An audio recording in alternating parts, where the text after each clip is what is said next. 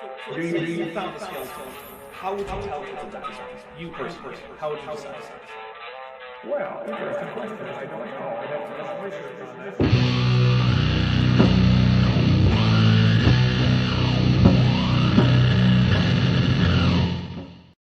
Hey everybody, welcome to Dapper Reacts number 54? 54, it is 54. Real Hebrew has no vowels. I'm here on a new set, of course, with Dr. Kip Davis and Vishanti. And also with some new art courtesy of Zerolon. So thank you very much, Zerolon. Look at this. I can actually, even depending on who's here, right? I can just say, oh, we don't have Vishanti today. Or like, oh, no Kip Davis. Isn't that nice? Wow. Yeah, I can base the art on stream based on who's actually here. It's great. I commissioned this from Zerolon because I love their art style, first of all.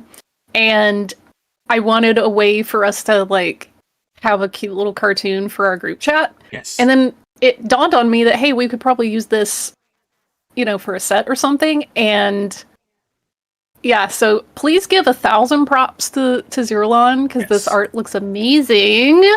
And this was also a surprise for me. No one told me about this. Just like one day in a chat, Vishanti's like, hey, look. I'm like, wait, where did this come from? It was so hard for me not to say anything or even drop hints. You did a good job, too. I had no clue. I had not an inkling. Yeah. So, and the Mudkip Davis is by April Van Ryn. So, Zerolon included that. So, shout out to both of yous. All right, now. So I'm just happy to see that that the artist, got my height right on the picture. Yeah, that was April Van Ryn who did that. Yeah. So it's important, and especially your football shaped head is also accurately portrayed. That too, yes, it's a spot on likeness. Got that like Arnold sort of head going. Does look like Arnold. All right, also I had to get Zerolon to scale me down so that my human size was actually a little more analogous to how tall I am in real life compared to a Ceratosaurus. I don't know if mudkips are that big, but I'm gonna say that. I'm sure that somewhere in the Pokedex it gives you a height for a mudkip. It probably does. Yeah. All right, Pokemasters. Let me know in the chat. All I do is I just pull out the tape measure and it's easy for you. It's easy for me. We got a few things to read off before we get into this, and then we'll start with the drinking rules. However, I must confess today I am actually just drinking a Monster Energy drink because, for one thing, I didn't feel like alcohol today. And for another thing, I need something to keep me going, and it's going to be caffeine and B vitamins and taurine. So there you go. So, Ben, Pluto Thick Tunicate B2022 just gifted, previously gifted 5 memberships. They went to James Duncan, Jillian, Trojan Sourcing the Bible Wren, Ian Debunked, Tesla Ranger, and David Taylor. So let's take 5 quick drinks of whatever it is you got. I think the 2 of you have what, coffee? This is still my morning coffee. Courtesy the kid. Courtesy the kid. That's why you have kids, so you get house servants. That's right. The decades of work that I put in is really paying off now. Now you're getting the your coffee least they can do. Ben Pluto Thick Tunicate B2022 also super chatted for 10 great British pounds. I don't know, whatever. O2 AIG in D Loricum. In a bag-shaped ship from Venus was a quirky and gross foolish genus. Sorry. What a sight to see. This race called AIG, members of the species are all shaped like a penis. Spelled wrong, but still we're getting it there. So we'll take a drink for AIG as a bag of dicks. Okay. Yeah. I just wanted to point out that that Cognitive Truification got has posted the accurate height of the mudkip. Oh, what is it? It's 0.4 meters. Oh, okay. That's right on. Really? Spot on. Okay. I might have to shrink this kip then, because somebody else said one. Oh, is that 1 foot 4? Yeah, that's right. 1 foot 4 inches. Sorry, I don't do the American thing. Hang on, let me convert that to eagles. Is that close to where it should be? Little tiny mudkip? But we're not going to do that though. That's too. We're going to keep. Yeah, it's like a just like a foot 0.3 or something. Like, I don't like that. Nah. Mudkip Davis needs to be just gargantuan, like Nephilim Mudkip size. A Kip is, but he's just like, he's a shiny, except instead of having a weird color, he's just bigger. That's the kind of shiny he is. Yep. He's descended from the Mudkip Nephilims. Yes, with the double row teeth. That's it. Yeah, double row double fins. DM Fragmentary changes wing for $5 says, those who display the scripture upside down and are those who are like tails stood up like cedars in the sinews of his thighs, with an AIG as a bag of dicks. That's nice. And yeah, AIG does like to put displays of Hebrew text, often Torah scrolls, upside down, which is so cringy. Listen, guys. Listen. Let's not make too much fun of AIG for doing this, because why not? Listen. I have seen like books published by reputable publishers who do this. That doesn't really make it better. That just makes that doesn't make worse. It. Yeah, that makes me question reputable. It's like, hey guys, don't get too down on, like, I don't know, Jeffrey Dahmer, because he didn't kill as many people as this other guy. It's like, no, that doesn't help. That doesn't help. Okay, fair. Yeah, that's not making it any better. Yeah.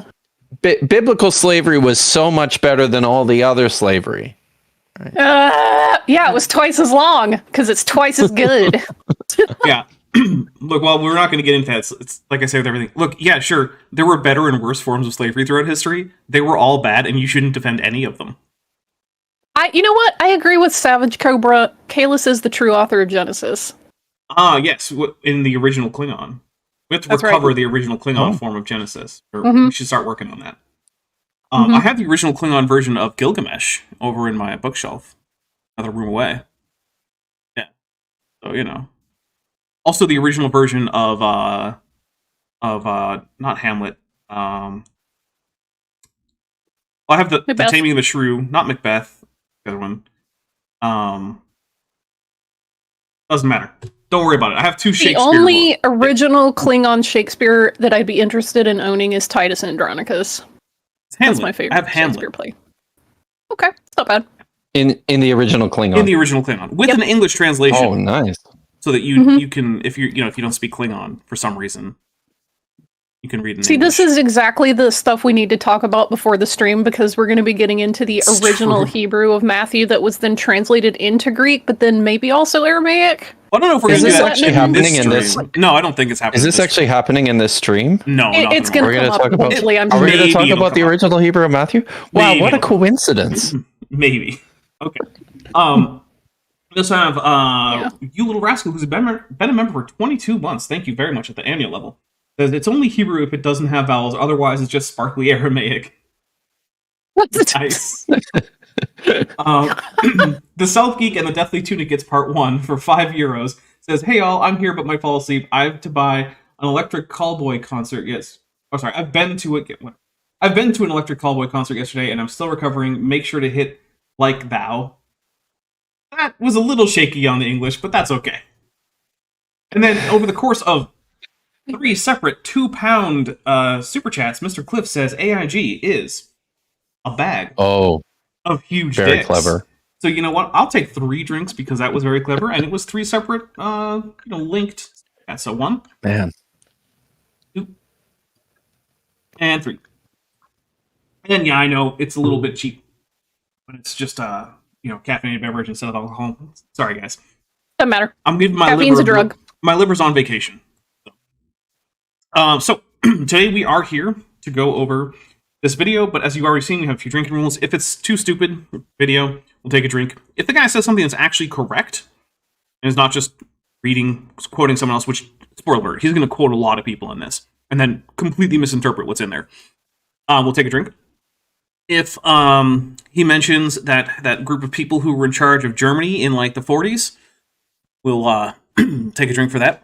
If he tells a joke that doesn't land, we'll take a drink. Now, this guy doesn't have an audience in this, so that means that if it's us, we're the only ones who can judge whether or not a joke landed.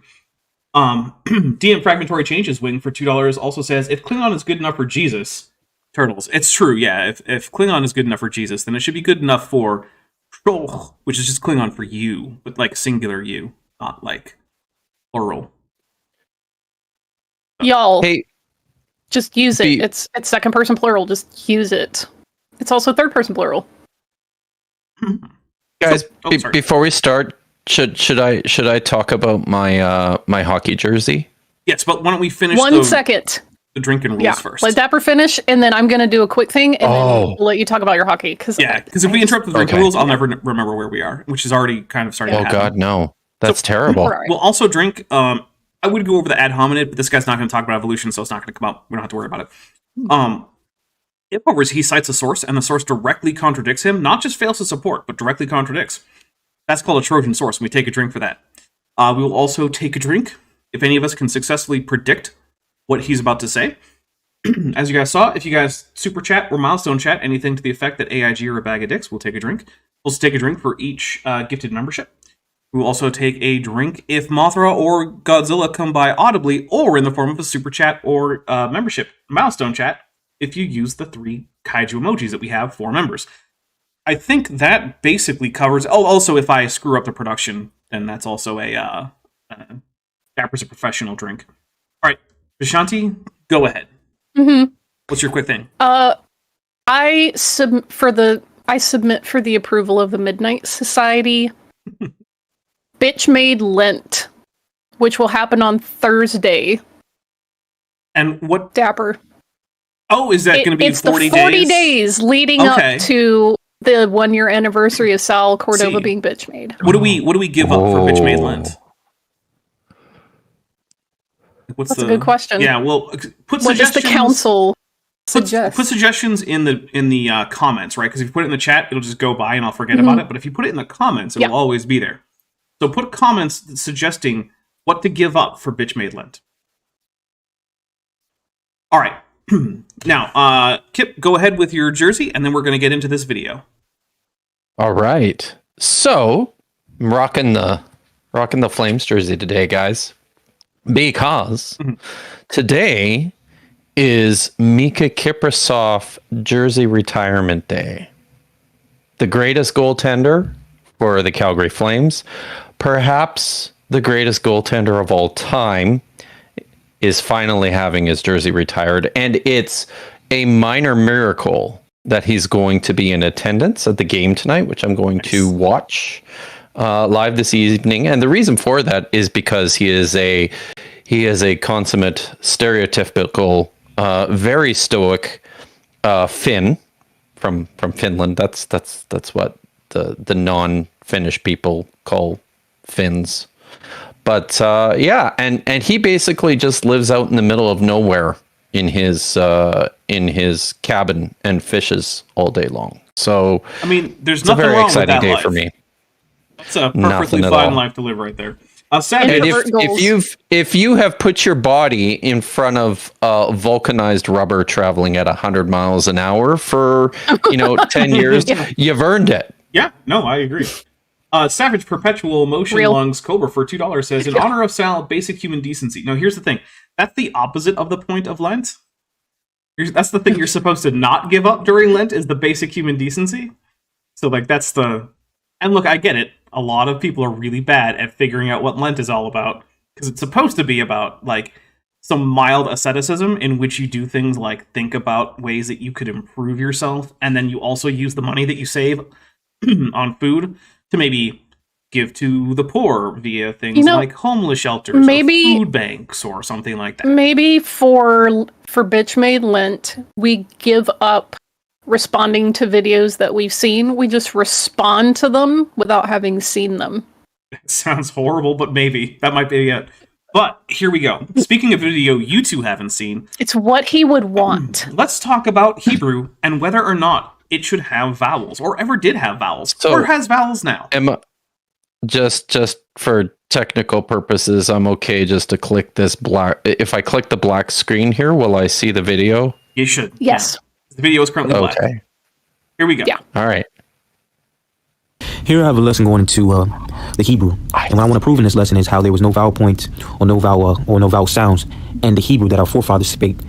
Okay, so immediately we have two separate claims, one of which is true, and one of which is very much let's just Not say, well, I was true? gonna be nice, yeah, but not true. Okay, so were there originally vowel pointing in like the oldest stratum that we have of the Hebrew language? And obviously the answer is no. Vowel pointing. My no. God. Not even in many of the much later stratums of Hebrew that we have. Also, Mark Came along pretty late. Agamotto 1313 Smith, who's been a member for 14 months, says, "Give cardigans up for I think it means Lent." Joke. I suppose we could do that. Oh, with a Godzilla, so we'll take a drink. Inkboy for €2 says, "Please call them Swomi, otherwise you are AIG." Oh, I'm very sorry, Ink Boy. Look, here's the thing with that. I should have. You're Yeah. right. I totally should have. I know that Finland and Finnish are exonyms, and at the endonym would be Suomi. But there's also the problem of just, I don't want to have to explain what I mean every single time I refer to that country to every single English speaker I interact with.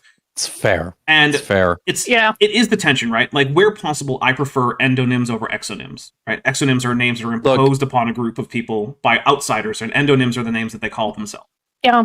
Like Look, Euskadi or Basque. Yeah. Mhm. Yeah. I have a lot of Finnish friends, and most of them don't object to this. I think it's appropriate at this time to just tell everyone that the last time I was in Finland, which was last year, I got to hang out with a good friend of mine who teaches at the University of Helsinki, and I happened to be there on like the national day, their Labor Day in May, and I spent Saturday hanging out at the beach in downtown Helsinki in a portable sauna that was towed behind a trailer, drinking beer. Yeah. It was Sounds very Finnish. It was awesome. Dr. Don Hoggs, biologist at large, for $2 says, "If pucks come from balls, why do we still have balls?" Yeah, it's a good point. Yeah, I guess Agreed. sports object evolution falsified. Mm-hmm. I don't even know what to call like pucks and balls. Like, they're clearly in a similar category, but like I don't know what that category should be called. No, But are they the same projectiles? kind? Yeah, that's a good question. I don't know. Okay, but let's talk about vowels though. Okay. So here's one of the things I want to say. We know for numerous reasons that all the Canaanite languages, including their descendant languages like Hebrew, had vowels, right? Like, this is not something we had to wonder about. And one of the reasons we know this is because not all of the Semitic languages that we know from that time were written with abjads that do not typically encode vowel information, right? We have syllabary-based ones that were based on earlier cuneiform from Sumerian, and the cuneiform syllabaries do include vowel information. And so we can tell that the cognates from all of these, in fact, carried information from vowels. And we also even have things like, in occasions, we have things like Akkadian, I don't know about manuscripts, but like tablets or whatever, that have transliterations of proper nouns from other Semitic languages that were written with a non-vowel marking abjad. Yep. Where they actually differentiate between the different vowels in different syllables that have the same consonantal structure. So Can I just point out that on this guy's chart here, he actually has vowels? He does, yeah. There's he has listed as the proper pronunciation for olive. And the proper pronunciation for iron. Yeah. Actually, and I'll also point out here that the distinction between some gutturals and vowels is a pretty fine one. Mm-hmm. Yeah, iron especially. So one thing I want to point out is he does not mean that to be I. He means it to be I, like the English word spelled that way.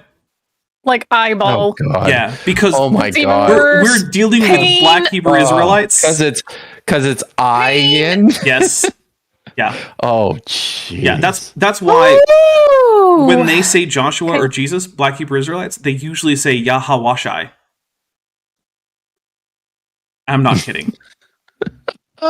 Okay, so let's mention what a vowel is in the first place, so that we're all on the same page. Vowel does not, on its own, the word does not really refer to the letters that you think of when you think, what are the vowels, right? Because you might think A, E, I, O, U, and then sometimes Y. But those are the letters that English uses to represent vowel sounds. And English, in most varieties, has over a dozen vowels, not just 5 or 6. So English has way too many vowels. English does have way too many. I mean, it's not like Hebrew Just has way too many. Hebrew's not that far behind, though. Hebrew has a lot of vowels. I mean, there's short for ones, sure. but those are just the same. Mm, They're just a little shorter. That's what's the difference? they get different between marks. They're phonemic. and Phonemic. It's phonemic. If it's phonemic, it's a separate vowel. That's my rule. Still don't. It's nowhere close to English. I'm sorry. Okay, it's not different vowel It's too qualities. much. It's true. English just has more vowel way qualities. too many. Fair enough. Yeah. Anyway, so vowels are sounds that are made without any significant constriction from any part of your vocal apparatus. They're, in almost all languages, they are consistently voiced. They can be nasalized or not.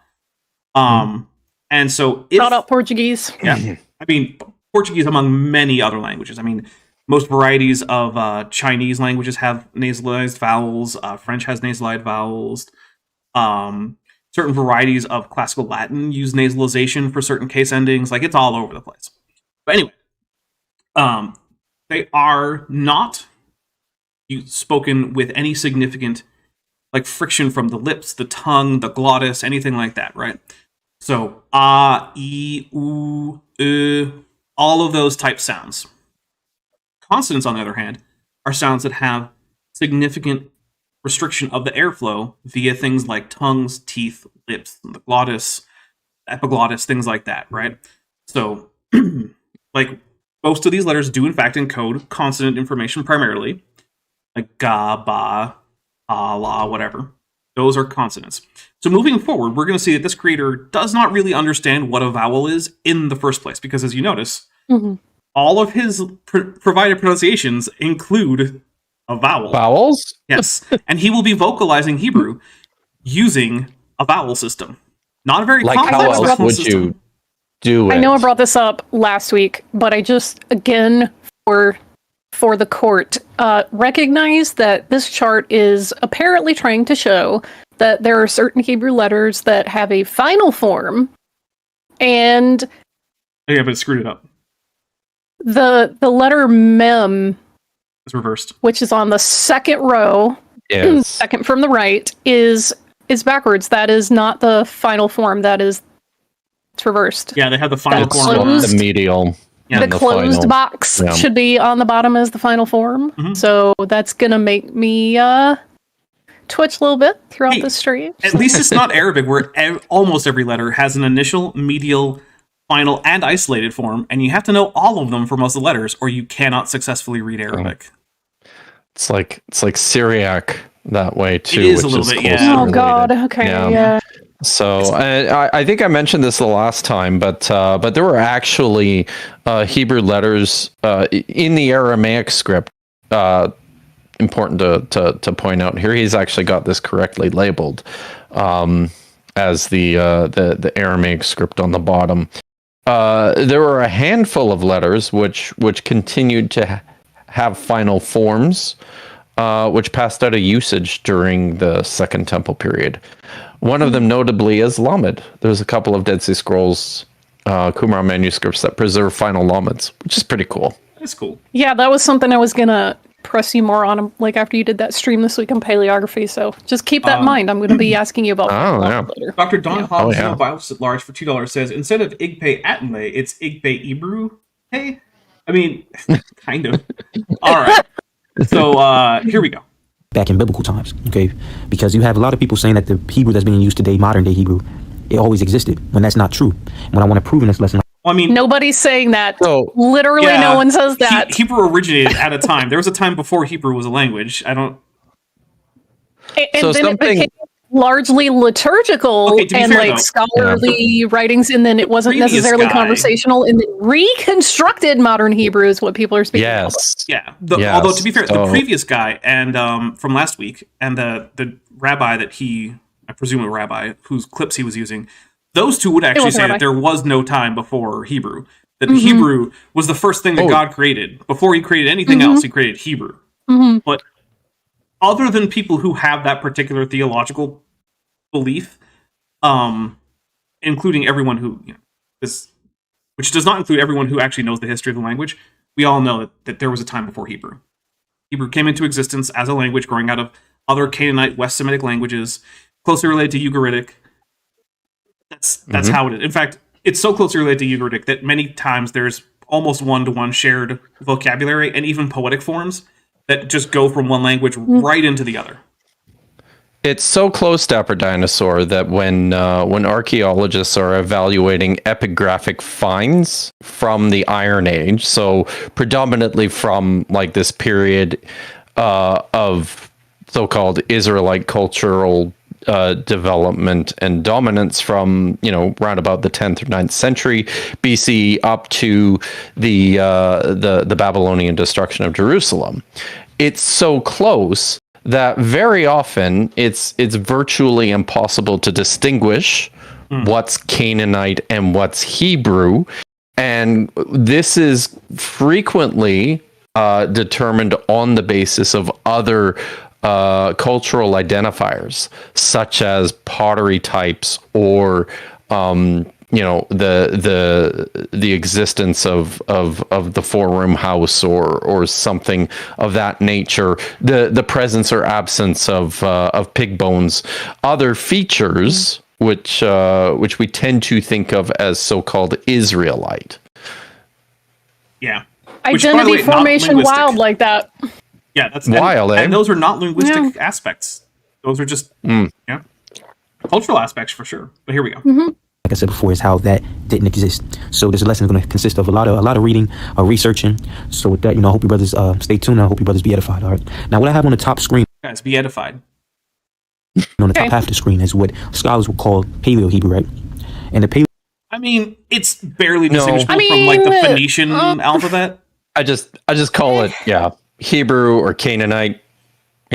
Yeah, it's when I see that, I'm like, oh, those are Phoenician letters. All right, basically. Whatever, we're good. This is more or less the origin of pretty much all Western, and by Western I mean like basically from like the Middle East all the way through to the the western part of North Africa and through to like the Iberian Peninsula, alphabetic scripts, right?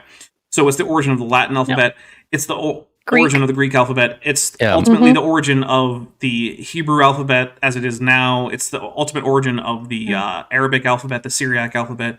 It's the ultimate origin of the Futhark, both elder and younger Futhark, whichever one you prefer. I like elder. That's okay. It's a less deficient script, so that's why I like it more. It is.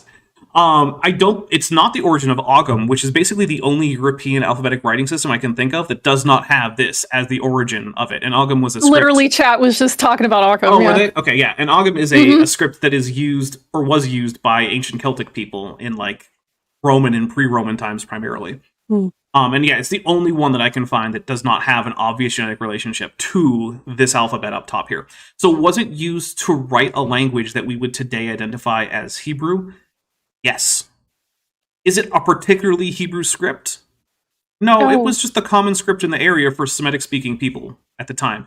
There were related scripts that had been adapted to people speaking Indo-European languages like Greek and Latin, and even Etruscan, which is another set of alphabetic characters. Oh yeah, shout out Etruscan. Yeah, dang. So there's... That's what this actually is, right? It's basically the Phoenician alphabet that then spread around the entirety of the Mediterranean and beyond. Hebrew is really called the Lasharon Kodash, which means yes. Okay. Just I'm just gonna take a drink for how the Lasharon Kodash. Yeah. He meant Lashon Kodesh. Oh my god. Yeah. I know. Just literally translates to buddy. Okay. That's the way you would say it. And the Hebrew that our forefathers speak, Lasharon Kodash. And by the way, no one ever spoke Hebrew this way until the Black Hebrew Israelites invented it. This is not an actual reconstruction of the language. What you see right here is the alphabet, okay, of the Holy Tongue. And it reads right from left. Yep. And the first letter is equivalent to an A, and it sounds like this. It sounds like ah. But remember, this is a language that doesn't Isn't have that a vowel? vowels. Yeah, it is a doesn't vowel. have vowels. That is indeed a vowel. Yeah.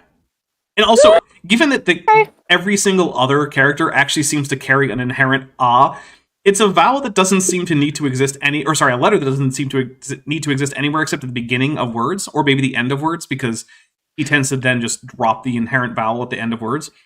And yet it appears medially in Hebrew, just in the middle of words. How would you even say make the aleph sound if there were no vowels? I'm trying. It would be hard to hear, but you can make a... Yeah, I mean, it's there. Safford's Perpetual Motion Lungs Cobra for $2 says, where does Reformed Egyptian fit in there? So here's the thing with Reformed Egyptian. There's no physical evidence it's a thing. Once there is, then we can assess it. I'm not going to hold my breath for any authentic Reformed Egyptian artifacts turning up anywhere. Is that the is that the Egyptian that Joseph Smith? Yes, Translated on the golden plates? According to Joseph Smith's story, the Native Americans are primarily the descendants of Israelites who escaped to the New World before just before, days before the fall of Jerusalem to the Babylonians, and carried with them, rather than a Hebrew writing system, apparently, they carried with them a version of Egyptian that had gone through some spelling reforms or something. And that was the system of writing in which the Book of Mormon was revealed on the golden plates that had this reformed Egyptian. Yeah. Fun fact: the Mormons aren't the only ones who think this. I've encountered some batshit crazy Christian apologists on the internet who are pushing this idea pretty hard. Yeah. That I will say, North America was settled by the Nephilim. Oh yes, of course. Oh, yeah, freaking like L.A. Marzulli and Brian Forrester. That kind of stuff, yeah. Oh, I got a special hate for them. Yeah, I know you do. So I will point out though that this sort of Phoenician Hebrew that we have up top here is in fact derived from simplified versions of hieroglyphics. Sometimes being used for the sound, sometimes for the actual picture. For instance, the mem or meme or whatever you want to call that letter that stands in for an M is derived for a Egyptian hieroglyph that actually makes an N sound, but it's a picture of like ripples or waves of water. So that's and like the ta like there is pretty likely to be derived from the Egyptian logogram for city, which probably started with a T sound. Maybe we're not positive, but yeah, like that's what's going on here. Is these are actually being derived from some of the simpler hieroglyphic forms that are then even further simplified to get to this point. So, yeah, this does in fact have a history that is not simply God made it on day one. Okay, and then the next one is ba, ga, da, so on and so forth. That's the Hebrew that was used in biblical times, whether you like it, believe it or not. That's the Hebrew. Okay, now what you have on. I mean, this is the script more or less that would have been used during most of the times of the setting of most of the Hebrew scriptures. I mean, that is true, I guess. So, fun fact, can I introduce another fun fact here? So we also have in the Dead Sea Scrolls, and this is something we see on coinage from the Hasmonean Kingdom, which is 2nd century BCE. So quite a bit later, right? Second Temple period stuff. We also see quite a bit of usage of a form of Paleo-Hebrew, but this is kind of a reconstituted, reinvented version of the old Paleo-Hebrew script that was popularized by the Hasmoneans as part of their state building program. Interesting. Yeah, it's pretty cool. So it's an interesting question, I think, when it comes to evaluating what the biblical texts are, where they came from, how the Torah and the Hebrew Bible got put together, of this relationship between, the text that we have and some of these other ones. We have copies, right, of Torah manuscripts that are written or I shouldn't say Torah manuscripts, Torah texts that are written exclusively in Paleo-Hebrew, as if to suggest, oh, this is super old, right? But is it really? Or is this just, later attempts to try and artificially antiquate something? And the reason why virtually, all of the Hebrew biblical literature survives for us in this Aramaic script, I actually think can speak quite powerfully to where it even came from in the first place. It actually reminds me, there's a few Central Asian states that have had their local languages switch writing system 4 or 5 times over the course of various things like the rise and fall of the Soviet Union, various like Chinese empires coming and going and whatnot. And so every time that there's a change in the alphabet, it's usually not for some kind of linguistic purpose. Like no one is saying like, hey guys, Mongolian would actually be way better if we use the Cyrillic alphabet or the Latin alphabet, or if we use our own native alphabet. Like, no, none of those things are happening. What's happening is there's some cultural or political reason why people want to tie themselves to either a past state of the culture or to a modern other polity or culture that they want closer ties with. And so one of the things that people don't realize is that just the history of writing is itself often deeply political. What script you use is often just as much a statement about politics and ideology as it is about anything else. Like, look at Turkish. Until, like, the 20th century, Turkish was written with a variation of the Arabic alphabet. It is currently written with the Latin alphabet with little extra modifications. That is specifically because Kemal Ataturk wanted to move Turkey away from its center being its religious ideology and move it towards a more secularized, as he imagined it, Western European kind of culture. And one of his steps for that was to change the alphabet that was used. He also tried to remove as many possible loanwords from Turkish as possible, which did not go nearly as well. So, but anyway, let's get some more of this guy. The bottom half of the screen is modern day Hebrew. Okay, where you had I believe the alphabet is Aleph, Bet, Gimel, I forgot the D, but that's the way you would say modern day Hebrew. Okay. This guy sounds like a great source. Oh yeah, I forgot what D is, but this one of 22 letters here. I will say, if I spend time trying to learn how to read a new alphabet, which I can usually do in the course of a day or two, I do not spend that time learning the name of the characters. I just spend that time getting the sound association right. And then later You're also not trying to teach people this language on the internet. Yeah, that's true. That's true.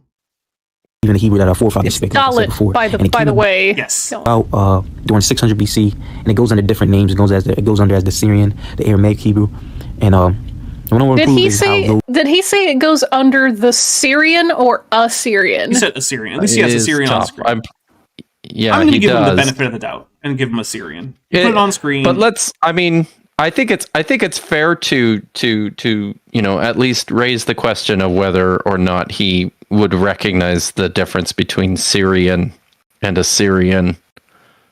That's a good question. I don't know. Kip, I'm starting to wonder if this guy's qualified to teach Hebrew. Why would you think that? I wonder. How this is all somewhat relatively new. Okay, now first. I mean, very relatively. We're talking a few thousand years, but yeah, sure, it's relatively new, I suppose. Okay. It's relatively new, like the way that like Roman aqueducts are relatively new when compared to, say, the Great Pyramids of Egypt. Sure. Scripture I want to start off with is the book of Deuteronomy. Oh my goodness. The book of Deuteronomy, chapter 28, verse 49. Dude, don't have it in a separate window all ready to go. Dr. Don Honks, Vowels at Large for $2 says, "Get Tomer on the panel. I need to hear his reactions." I don't think I can easily actually just add him to this group call. I'm not sure how to do that. Sorry. But there's not room on your little React set for that either. Yeah, I would have to. Or a cute doodle. Yeah, so it would. It's definitely a thing that I think would be fun, but it probably can't happen today. And it says, "The Lord shall bring a nation against thee from far, from the end of the earth, as swift as the eagle flieth, a nation whose tongue thou shalt not understand." Now, if you're familiar with because isn't this other nations just didn't invade Israel or each other constantly, like every 5 minutes or anything. Yeah, this just seems like, oh, hey, look, some Babylonians came and conquered us, and they speak like whatever, Akkadian or something. That's a different language. I don't. Okay, let's see where he goes with it, right? Because maybe that's just. I don't know. The book of Deuteronomy, the 28th chapter. Then, Shlak, if you're not familiar with the book of Deuteronomy, the 28th chapter, this Are you guys familiar with Deuteronomy chapter 28?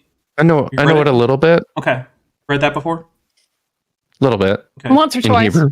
Now, I do find it interesting that the context for Deuteronomy, if I remember correctly, is that basically Cyrus the Great has recently restored the ability of the Israelites held captive in Babylon to go back to Jerusalem to establish their own little state there, rebuilding the temple, putting back up city walls around Jerusalem.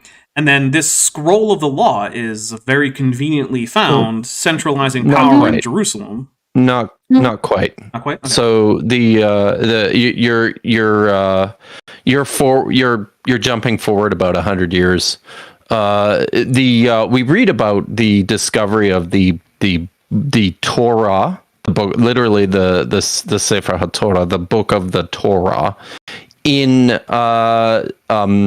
Kings chapter 22 and 23 during the reign of Josiah, which was right. It was kind of like in that transition phase between the decline of the Assyrian Empire and the emergence of the Neo-Babylonian Empire under Nabopolassar and Nebuchadnezzar II. And there was kind of this, there was this brief window where Josiah was able to exercise some form of independence while this transition was taking place, during which he decided to conduct like a renovation of the temple.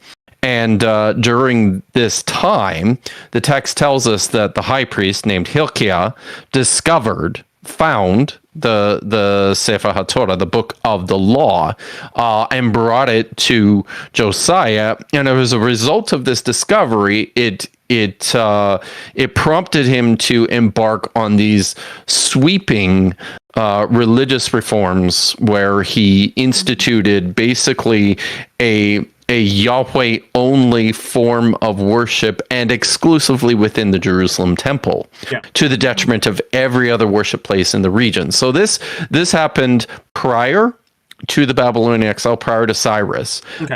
But there's no doubt as well, and I should point out here too. So whatever Hilkiah found or composed, right? Like it's widely regarded by scholars to be a form of royal propaganda for Josiah. But whatever this text was, it looks like it was Deuteronomy in some form or shape.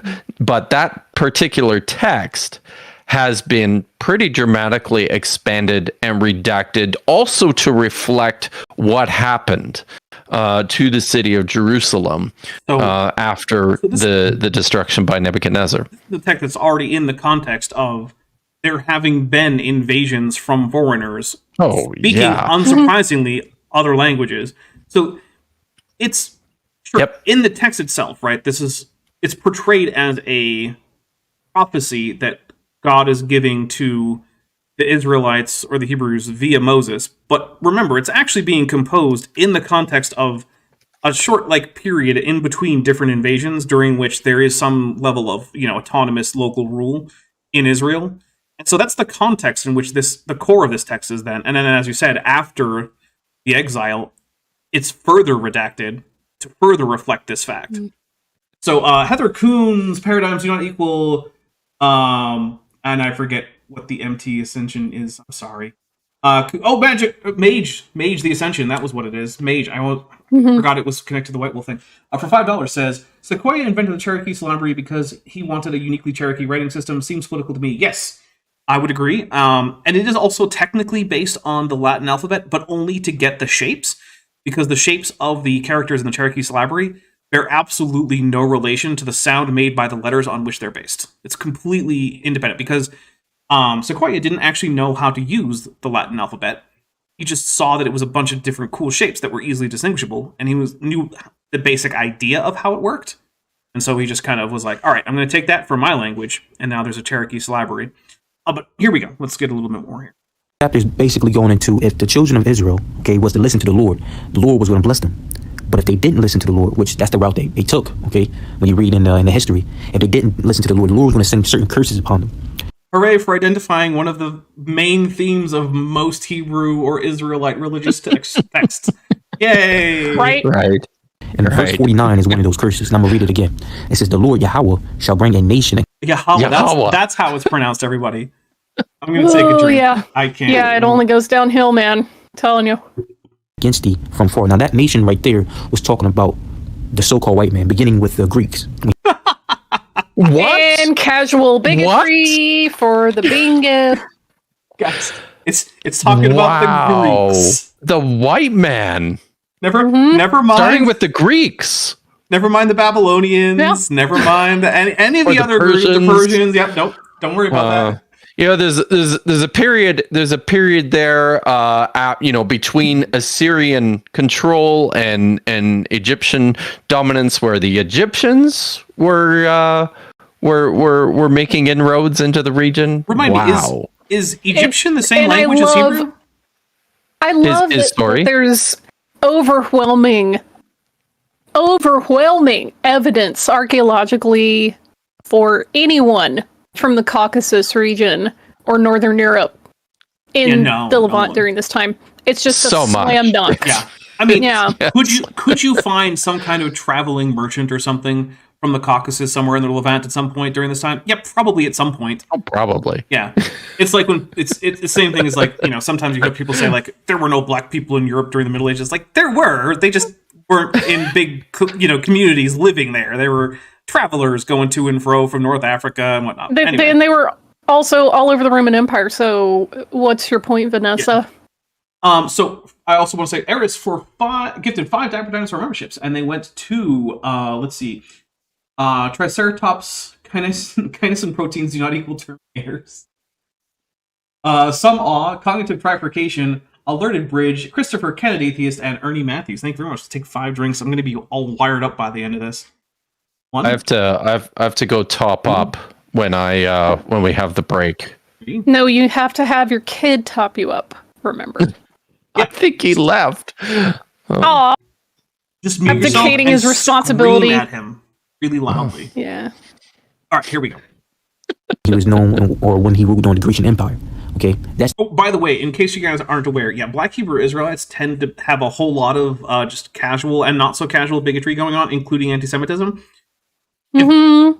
That's not the end of it, what we just heard. So if that's something that's going to be a problem for you going forward, you might want to bow out now. Yeah, this is just the tip of the iceberg there, so letting you know. There's a whole lot of just it a lot of bad. Like the Jews are fake Jews because they're not Black or Hispanic or Native American, who are the real Jews. Mm-hmm. The nation that the Lord brought against the children of Israel from afar. And it says from the end of the earth, as swift as the eagle flieth. Now, the eagle is a known emblem for America. It's America, isn't it? America! Wait, you spoke over it. We actually have to hear him say it. It's a known emblem for America. Okay, mm-hmm. It's a known emblem for the Roman Empire. I wonder if any other nation ever used the eagle as a symbol or an emblem before. He did before just America. say he did also just say it was an emblem of the Roman Empire. But I just like that. Apparently, okay, Deuteronomy 28 is predicting the transatlantic slave trade, guys. This is amazing. There weren't eagles in the New World before. America set itself up. Golden no eagles. Eagles whatsoever. It's not like the Mexica had that as like a national symbol. Those eagles just weren't a thing. Hey guys. It wasn't part of their mythology. Native Americans didn't use them as decorations. I don't know where this... why there's even an argument here. Yeah. Listen, you know where you can find a shit ton of eagles? You can find them in Canada. Trash dumps. Right? Yeah. We live pretty close actually to to the local dump. Look, and all the eagles are just fancy seagulls. That's all they are. They're fancy seagulls. Aren't they?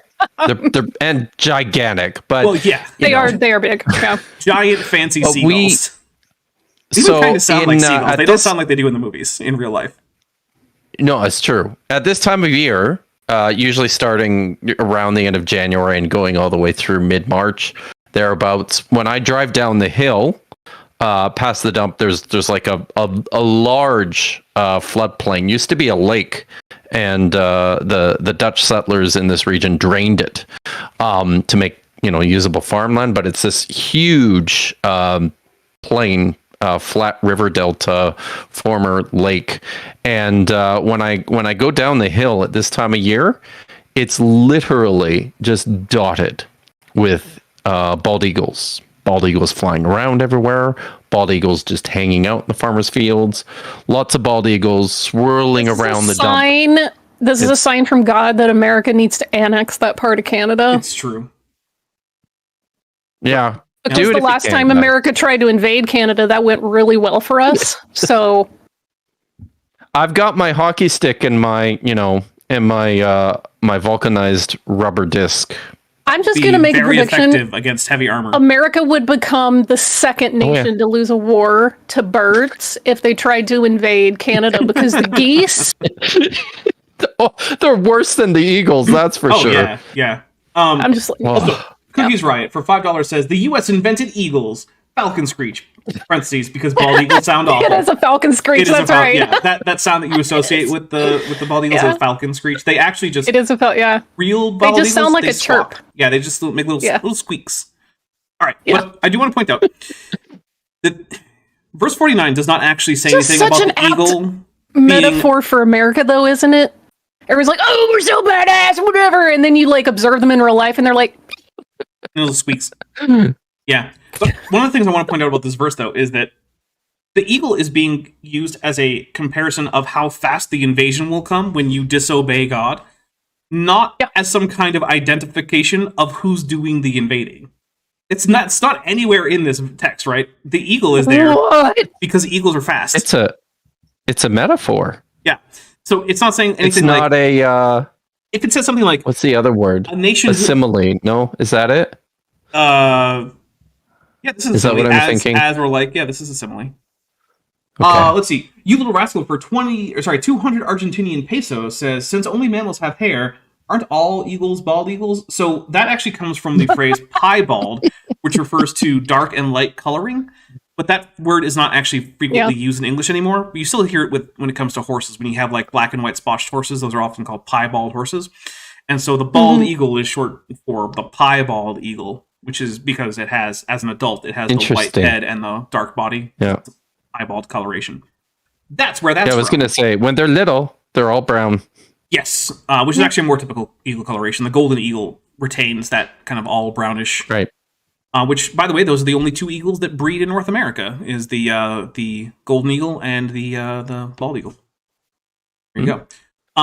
Nice. So, yeah, if this had said a nation whose tongue thou shalt not understand, who carries the banner of the eagle or something, then I'd say, okay, maybe you can make the argument. Hey, this is totally off topic, but I just wanted to share because it's exciting. My wife and I were watching a documentary on Netflix this last week about Patagonia, and I learned about an amazing new bird that I'd never heard about before called the Andean condor. Oh, you didn't know about those? Yeah, I'd never known about the Andean. He can that fucker. Oh, here it is. There's our one. 15,000 feet. Mm-hmm. Yeah, 15,000 feet. Yeah, they're basically airplanes, man. That's insane. Yeah. Y'all, South America, people sleep on South America, but in terms of megafauna, that place is just holding the champion crown there, man. Ashanti, after this, we need to introduce Kip to Argentavis. Yeah. Yeah, because if you think Andean condors are impressive, wait till you find out about Argentavis. But all right, I'm excited. Let's see. Sorry, guys. Did also Hiveside did point out that it was the let me get this right. Red-tailed hawk is used for the eagle, not the tactical assault parrot. Thank you very much. All right, here we go. As well as the Grecian Empire. And the Lord said that he's going to bring a nation from the end of the earth as swift as the eagle flies. And it says, a nation whose tongue thou shalt not understand. Now, when you go into that word tongue, which would be literally every other nation, but okay. Every other nation, yeah. Literally talking about your tongue. It's talking about, they was going to bring a language. They was going to bring a language system You know, that that's the true. Take a Israelites drink. That is accurate. wasn't That going is to what it understand. means. All right, and I want to go into the history of that, and how this whole vowel system, the whole vowel points, Masoretic vowel points, how that all came to be. Ooh, Okay, I can't okay. wait. Cookies Right for Just let it $5 cook. says. Let it cook. I have Yeah. to read the super chat. Cookies Right for $5 says you can't use the nation that carries the banner of the eagle because nations will just do that on purpose to fulfill the Bible. I don't think too many nations have purposefully carried eagle banners. Maybe America. Other than that, to like just in order to accomplish something written about in the Bible, but maybe I'm wrong. I know the Romans adopted the eagle I'm as a symbol skeptical. without a biblical reason. You little rascal for another 200 Argentinian pesos says not only Argentavis but also Vulture Messi named after the Argentinian god, but people really sleep on those horse-sized capybaras from Uruguay. Yeah, horse-sized capybaras. Mm-hmm. And you think capybaras are big now? Look, it just turns out that at the end of the Pleistocene, all the biggest cool stuff went away, except for the whales. Yeah. You might say, well, what about the elephants? There were even bigger elephants back then. So I don't know what to tell you. Ew. I held a capybara once. That's pretty cool. Oh. Did it poop I on you? like Because they capybaras. poop a lot. He was this big. Oh. Yeah. Well, I didn't hold him for very long. Oh, okay. Heather Kuhn's paradigms do not equal Mage the Ascension Kuhn. For $10 says, Bald Eagle is more skewbald than piebald. That's fair. Piebald Eagle is black and white, skewbald is brown and white. Yeah, although I'm not sure that too many people were getting close enough to bald eagles to definitely say which one was which, because, I mean, they'll scratch you up pretty good. Those talons By the are way, big. Someone's mentioning the Mexica using the eagle perched on a cactus holding a snake that's now on the Mexican flag. Mm-hmm. The snake actually was not originally in that iconography. The Spanish put that snake in there. Like, that was an addition much later.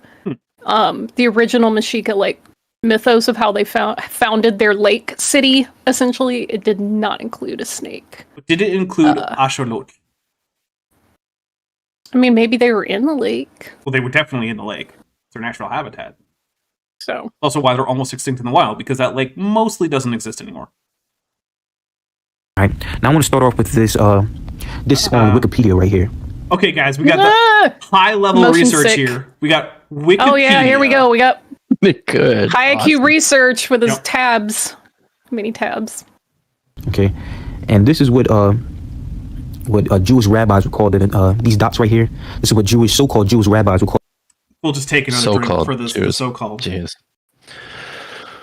Here's a fun thing. Both in terms of history, in terms of archaeology, and even in terms of genetics, the modern-day bulk of the Jewish population actually does carry continuity all the way back to, like, the Second Temple period. We can tell in all three of those ways. The Black Hebrew Israelites do not. Now, I'm not here to tell them what identities they should identify with in scriptures, how they should think about themselves in terms of, like, biblical narratives about, like, oppression and, release from oppression, and, like, the slave narrative in Genesis and Exodus, Exodus. I'm not going to tell them how to stand in relation to those things. However, I will say no one gets to remove from a group of people their demonstrable history that is, in fact, confirmed via history, archaeology, and genetics, which is what is true for the bulk of modern Jews. They are, in fact, the people with unbroken continuity, at least back to that Second Temple period. And also the Samaritans also have unbroken continuity back to a similar time. But I was going to say Samaritans. Can I share a short fun story about the Nakud and the Dead Sea Scrolls? Yes. Yeah. All right. So, right at the time that the first scrolls were discovered in 1947, there was a scholar by the name of Solomon Zeitlin, who was the chief editor of the Jewish Quarterly Review. And right at their first discovery, he was convinced either that the Dead Sea Scrolls were medieval or that they were modern forgeries. And he spent the balance of his entire career. So he wrote probably close to 30 articles between 1947 and like 1967 about this, and just absolutely doubled down hard on this idea. But one of the really funny things, one of the interesting things is, as his evidence, he used a fragment from one of the manuscripts that had been published, which looked like there was a patak under, which is the so that's just the straight line, guys, okay. right? Yeah, it's a little sound. A patak under the ah sound, yes, underneath one of the letters, and he thought he also saw on this fragment a hirik, which makes the e sound, the I sound, the little dot. But I mean, guys, can you imagine how many little dots you find in all sorts of places all over your manuscripts? Yeah, one of the things to remember and it turns out, I was going to say, it turns out the patak, that the so-called patak, because it's a fragment, was actually it turns out it was part of another letter, a mem, actually, on, another fragment that you would join up to this one. Yeah, Fearmonger has it right. Get your patak in the chat, right there. If you've got the emoji. Oh yeah, which is is a hot minute to use that one. Patak is in fact an insult in Klingon. It's a name that you call someone you do not like. Nice. Yeah, it's basically more or less like jerk or unpleasant person overall. It's that one, right? Also, am I using the right one? I would say it's cognate with Spanish pendejo. Is it that one? Yes, that is in fact the one. Yes, well, it's that's not. Right, It might be a good translation for pendejo, but it can't be a cognate because they. I say it is. Okay. Therefore. So did Spanish borrow it from the original Klingon? It is. It is a cognate. I have spoken. Okay. Well, you and I can talk later about the genetic relationship between Spanish and Klingon and how you imagine that going. No. Okay. I have spoken. All right. We're going to actually take a quick drink. I'm going to take 5 drinks for recognizing the Christopher Sanford gifts, and then we're going to take a quick break. So Christopher Sanford for gifted 5 memberships. They went to the Fishmonger official, Skeletor. Sorry, over 9,000. Another 6 Hair Dragon Spartan 90 official, and Tiny Pink Penguin. So let's take those 5 drinks. Got to top up, guys. I took those 5, and we are going to be on intermission so we can refresh our drinks, get more ice, get more whatever. And we will be back in just a few minutes.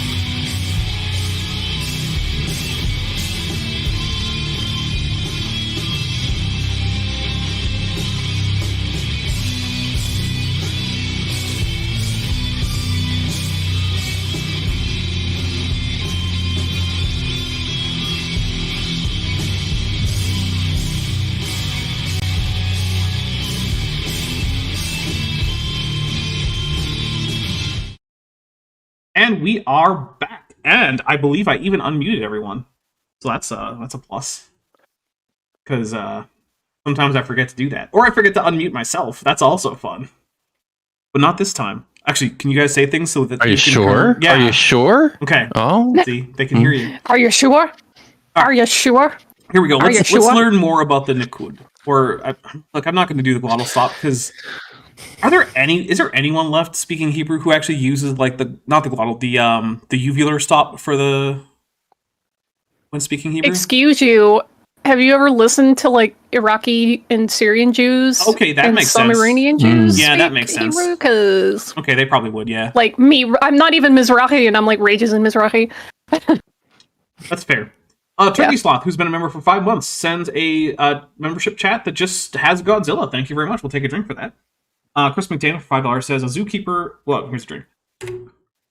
Chris McDaniel for $5 says a zookeeper told me a story about a harpy eagle and a toy. Harpy eagle lifts upwards of 60 pounds. Eagle won the toy. Wow. And that was apparently their 5th super chat. Although, given the weirdness with Strawberry Veins' 5th super chat, I don't know if I trust it. It's their 5th again. Yeah. It's pretty cool. Yeah. Yeah. Harpy eagles are gigantic. They're not the biggest eagles that have ever lived, but I believe they are the biggest eagles currently, and they eat like primates. That's one of their major food sources, is eating monkeys. It's Hey guys, I just learned that I can like super chats. Yeah, you can. Yeah. Cool. They added that feature somewhat recently. And I never remember to, but I can also hit heart on them. So if your super chat didn't get a heart from me, that's not an indictment. It's just me forgetting to do it. Sorry.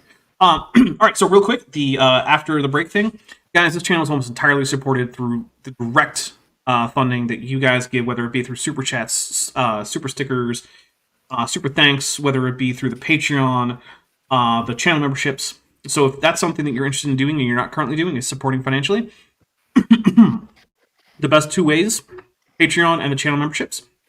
They both start really cheap, $1.99 for the memberships. That's per month. Or $1 per month over on Patreon, or you can go annual on Patreon for a 15% discount. You get early access to my scripted videos. We're currently coming up on like 6 months ahead on those. So there's just hours and hours and hours. You could basically watch Dapper Dinosaur for like an entire day straight of just unreleased content. Who wouldn't want that? Yeah. Actually, you can do that now too, because I believe you're a channel member as of like a couple streams ago. Very exciting There you stuff. go. Yeah, if you ever have like an extra day that you don't need to do anything on, you can just watch Dapper Dinosaur content that's known and seen. Hey, I'm not saying I haven't. No, fair enough. I know Maddie has. Maddie has used that as a thing to do. There's also the special supporter only Discord, which has all sorts of fun channels. You know, we've got a general chat, a gaming chat, we've got TTRPG chat, meme dumps, venting and heavy stuff for when, you know, things are getting heavy, and that's the thing you need to do. Or, in case that's not something you can deal with from other people right now, and you need to avoid it, you can just not go into that channel. That's why we have it for those 2 reasons. One, to have a dedicated place for people to do venting and heavy stuff, and also for a way for people who currently aren't up for that to not have to deal with it if they can right now. So yeah, we've got all sorts of stuff like that. Are you done? No, with your pitch? There's a quick other thing. Are you still pitching? Yeah, if that's okay. If like a monthly or an annual thing isn't your thing, there's also a merch store, which is right below this video. There's a whole shelf. You can just click on any merch and it'll take you to that page. There's also more merch that is listed on that shelf. So if you navigate around that page, you can get more stuff. And if there's also an Amazon wish list, which I believe I included Shanti's. I did not. I will have to add that. I didn't. I will add it. Sorry. But yeah, so, and if none of that's right for you, just please remember to hit like and share the video. And Kip, go ahead. Yeah, so I am 8 subscribers away from 13,000 coming into this today. So I don't know, if you haven't subscribed, it doesn't cost you anything, and you know, you don't even have to watch my videos. I don't care. I'd prefer it if you do, but you know, just if you haven't hit that button, Kip's channel go is subscribe linked in the description. So it's nice. on the first line of the description. There's a link to Kip and Vishanti. So go over there. So, all right, I don't. Yeah, no, go ahead. We got a few things. Savage Perpetual Motion Lungs Cobra gifted 5 memberships. They went to Maya Ekison, Vesta Freya, Lady V, Tavora, Trail Mix, and Was Unwilling Clock. And so that's 5 more drinks there. So 1. Ah, yes, the wish list. 4. Thank you, Dr. Don Hogg. And 5. Xenobiologist at large. We also have Turkey Slop for $5. She said, Dapper, why is there a rooster in my bag with an AIG full of aubergines? Oh, wait, never mind. Yeah, we'll take a drink for that. Thank you very much, Turkey Slop. Here we go. The Nakud. Now, the Nakud is basically this right here. It says in Hebrew, orthography, Nakud or Nakud. Orthography. Orthography. This is definitely... This guy's definitely trained in linguistics. I'll let him pronounce the emphasis on the wrong syllable because he's at least getting the vowels right. That's true.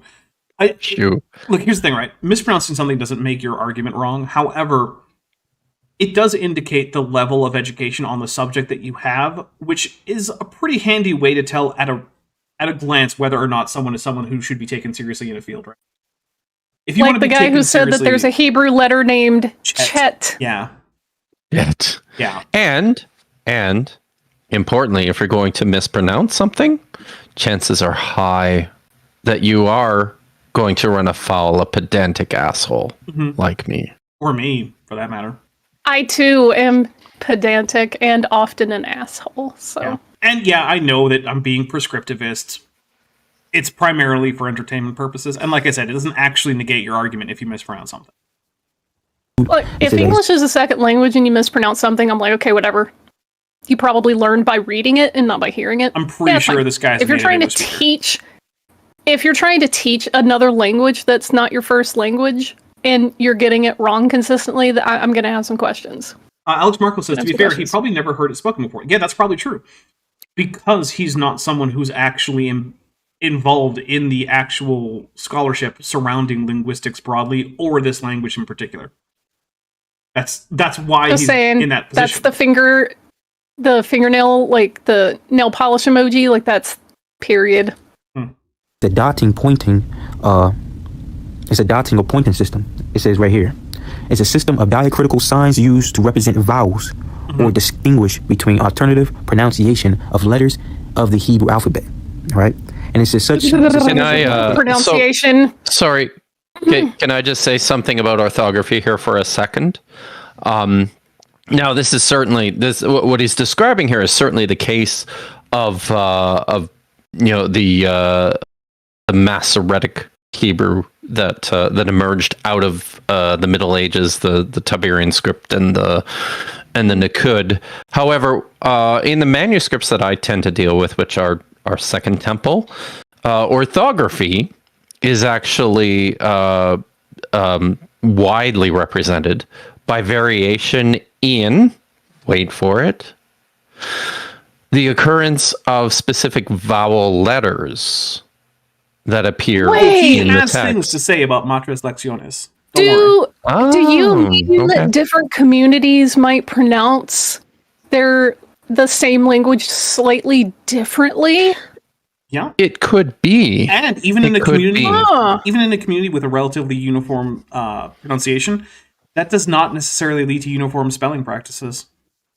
Yeah, actually, all right. Well, let's see where he's going with this, because that's an interesting idea. Just the idea of orthography is actually relatively new. The idea that you should spell words in a particular way, not just the way that they sound to you, that's a pretty relatively recent idea in languages. Yeah, cries in medieval Spanish. Yeah. My God. Developed in the early Middle Ages, meaning what?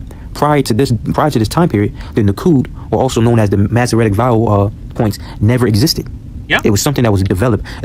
But remember, it's true. The Masoretes were developing the Nakud to transcribe the way that they were pronouncing Hebrew, not to invent a new way to pronounce Hebrew. So when they presented this to other people, they weren't saying, "Hey, why don't you start pronouncing Hebrew like this?" They were saying, "Hey, here's a way to unambiguously encode the pronunciation you're already using." It's not that complicated. In fact, basically, other Semitic languages have done the same thing, right? Like Arabic didn't start off with all the little vowel marks that you can you can optionally add to Arabic to indicate which vowels go where. In fact, most Arabic texts don't have them. But similar to the Nukud, these were developed in a way that they could be easily added to a text that did not have them. And they also didn't invent the vowel system of Arabic.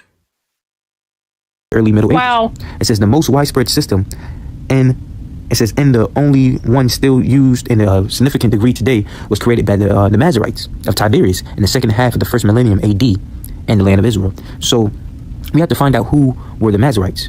Okay. Okay. Now the Did we Masoretes. just call it Masoretic and Masoretes, not Masoretes? He did. He did say Pick a lane, Masoretes. bro.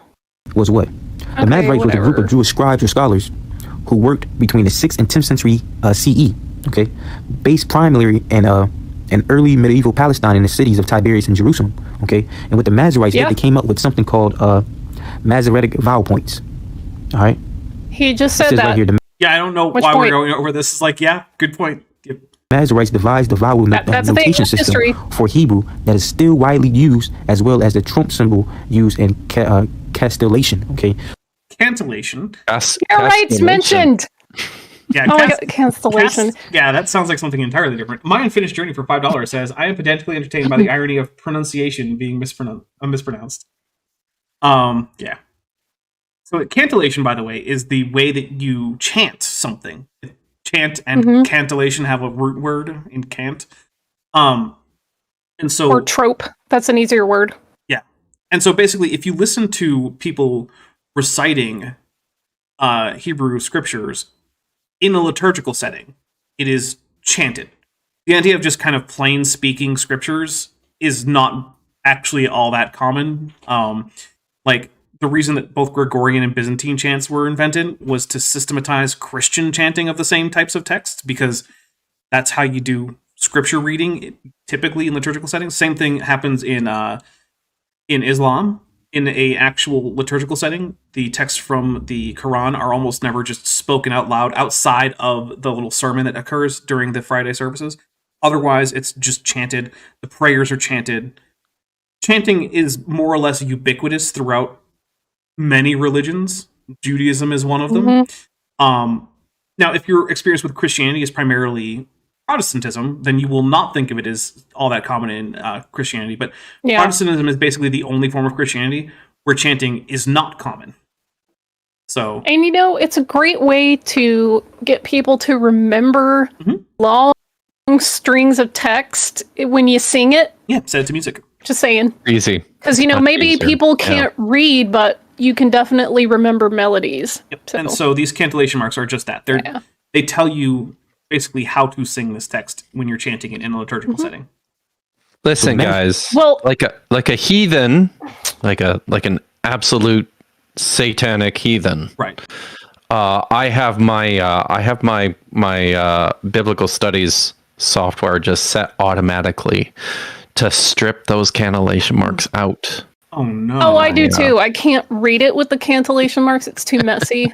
But it's like, the thing is about like cantillation marks is that every community has their own nusach or like chant melodies.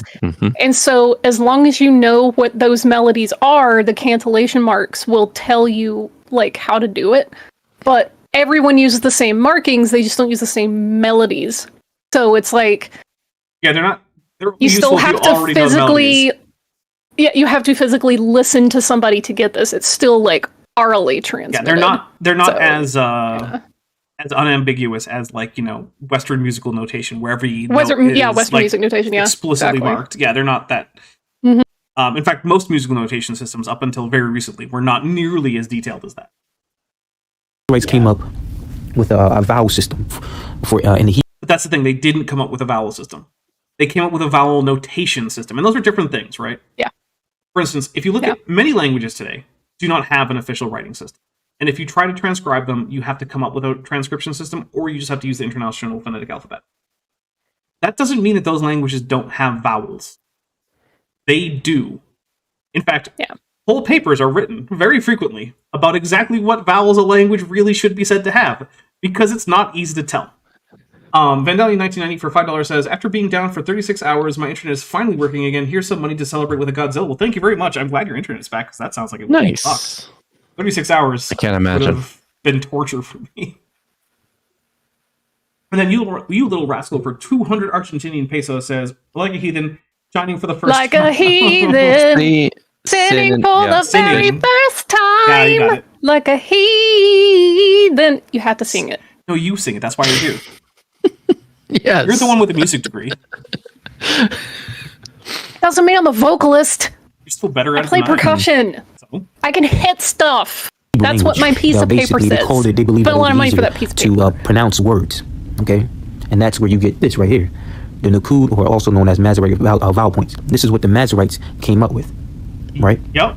My man, it What's your doesn't point? matter. Just get to the point. I do like, though, in this... I'm waiting. I do like in this where the Nakud are in red and the cantillation marks are in blue. I appreciate that. That's true. That's Yeah. good. Right here. Oh, Turkey Slot for $5 says, am I the only one here disturbed by the presenter's on and off plagiarism? I mean, is it plagiarism if he's actually just showing you Wikipedia on screen? I mean, look, Nah. anyone can just sit there and read through a Wikipedia page. It's like, come But on, not just anyone get to the point. can come up with crazy conspiracy theories. So as you can see in this, this is Genesis 1 and 19. This Hebrew that you see right here. 1 and 19? I think you just mean 119, but that's okay. Well, that's a very common thing that people talk about the chapter and verse. They'll say 18 and 7, like. No, but he doesn't mean 1 and 19. Fine. He means 1 9. It's actually just 1 9. It's one It's verse. not even- It's not 19. it's- it Yeah, it's doesn't not even even have to- 19. Oh my god, the- I'm just. the Oh my verse god, I right. just saw that on the screen. Wow. Yeah. Okay, So okay. he's You know just what? getting it wrong. This is right in front of him. I was trying to be nice. Yep. I can't even. I mean, it's on the screen, buddy. Hebrew that you see right here with the blue and red dots. This is Genesis 1 and 19 in modern day Hebrew. All right. Now 1 and 9. to the Masoretes, right? These blue and red dots didn't exist. Did the Masoretes actually come up with the cantillation marks? I'm not even sure. Okay. I don't know. It's not a big enough deal for me to actually like critique it that much. I'm just actually not sure. Okay? Okay, It didn't I'm just exist. gonna let him finish It's a because well-known fact. All right. Yes. So what was they what was being didn't used write them before? in red and blue, No my one. man. No one's hiding this, buddy. But It's like this isn't a black ink. conspiracy. This is not. Yeah, like it's the reason you Okay. can find this information on Wikipedia is because this is not a conspiracy. Like if it were, you wouldn't just find it on the world's most popular internet encyclopedia. Oh, okay, That's okay. a good question. What was being used before? I have here another article that came out Oh my November goodness, 7, it just 2011. crashed. But even though it's has a few years on it, the point still No. stands, and this is facts, man. It's facts. Oh, no. Listen, I think They even said your what, the vowel computer consonants? is a little damaged by the stupid. Yeah, so sorry that messed up your faces too. What has, So the, Oh it no! crashed. So I'm gonna have to find it again, which is annoying. That's okay. It's actually not that hard. I just replaced Kip. Yeah, you do. But Kip just doesn't exist anymore. really? Yeah, Am they I can't not see. here? Well, they can hear you, but they can't see. Well, the Wow. video like got borked when Yeah. his media player Wow. crashed. So Really? Yeah, it happens. So every it just once in a while. me? Well, I mean, Why is it just me? because of where you were on the screen. Oh no! It's okay. Oh You're back. yeah! Although you and Vishanti have now switched places. Oh, all right. Okay. Yeah. No, we didn't. No, we're back. No, you've switched places. I was Oh wait, I in the middle before? I thought it was on the top. were you on the The whole I don't time. remember. Doesn't matter. I was on the top the whole stream, bro. I believe you because you're probably right. All right. Yeah. I am right. Used before. Have here another article that came out November 7, 2011. But even though Okay. it's has a few Anyway. years on it, Well, the point I gotta turn Oh, I have that to on. though. rewatch the stream. Yeah, you Whoops. do. Yeah. All right. So what came before vowel pointing was the matras lecciones, that using what were formerly exclusively consonantal symbols to stand in primarily for long vowels, right? So aleph ends up being like mid-open vowels. Vav ends up being mostly like back and back-rounded vowels. Yod ends up being front vowels. And Mm. there you go. And that's the same system that's in use in many other Semitic languages, right? Like Arabic uses the exact same, basically what are essentially the same letters, right? Like there's an aleph, there's a and there's a Nun.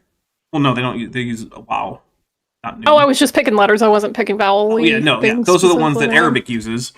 Although in Arabic, having only 3 vowel qualities, it's a little bit less ambiguous than with the Hebrew use of the similar letters. It also doesn't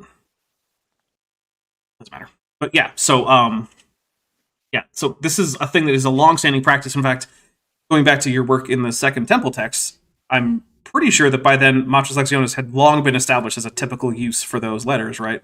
Long been established, yes. So like this isn't new. It's not the oldest version of the writing systems involved, but it's very early on. It becomes clear that writing down long vowels, at least, would be handy. And so people started doing it with the letters that made the weakest consonants that were closest in sound to the vowels that they were then going to be co-opted for.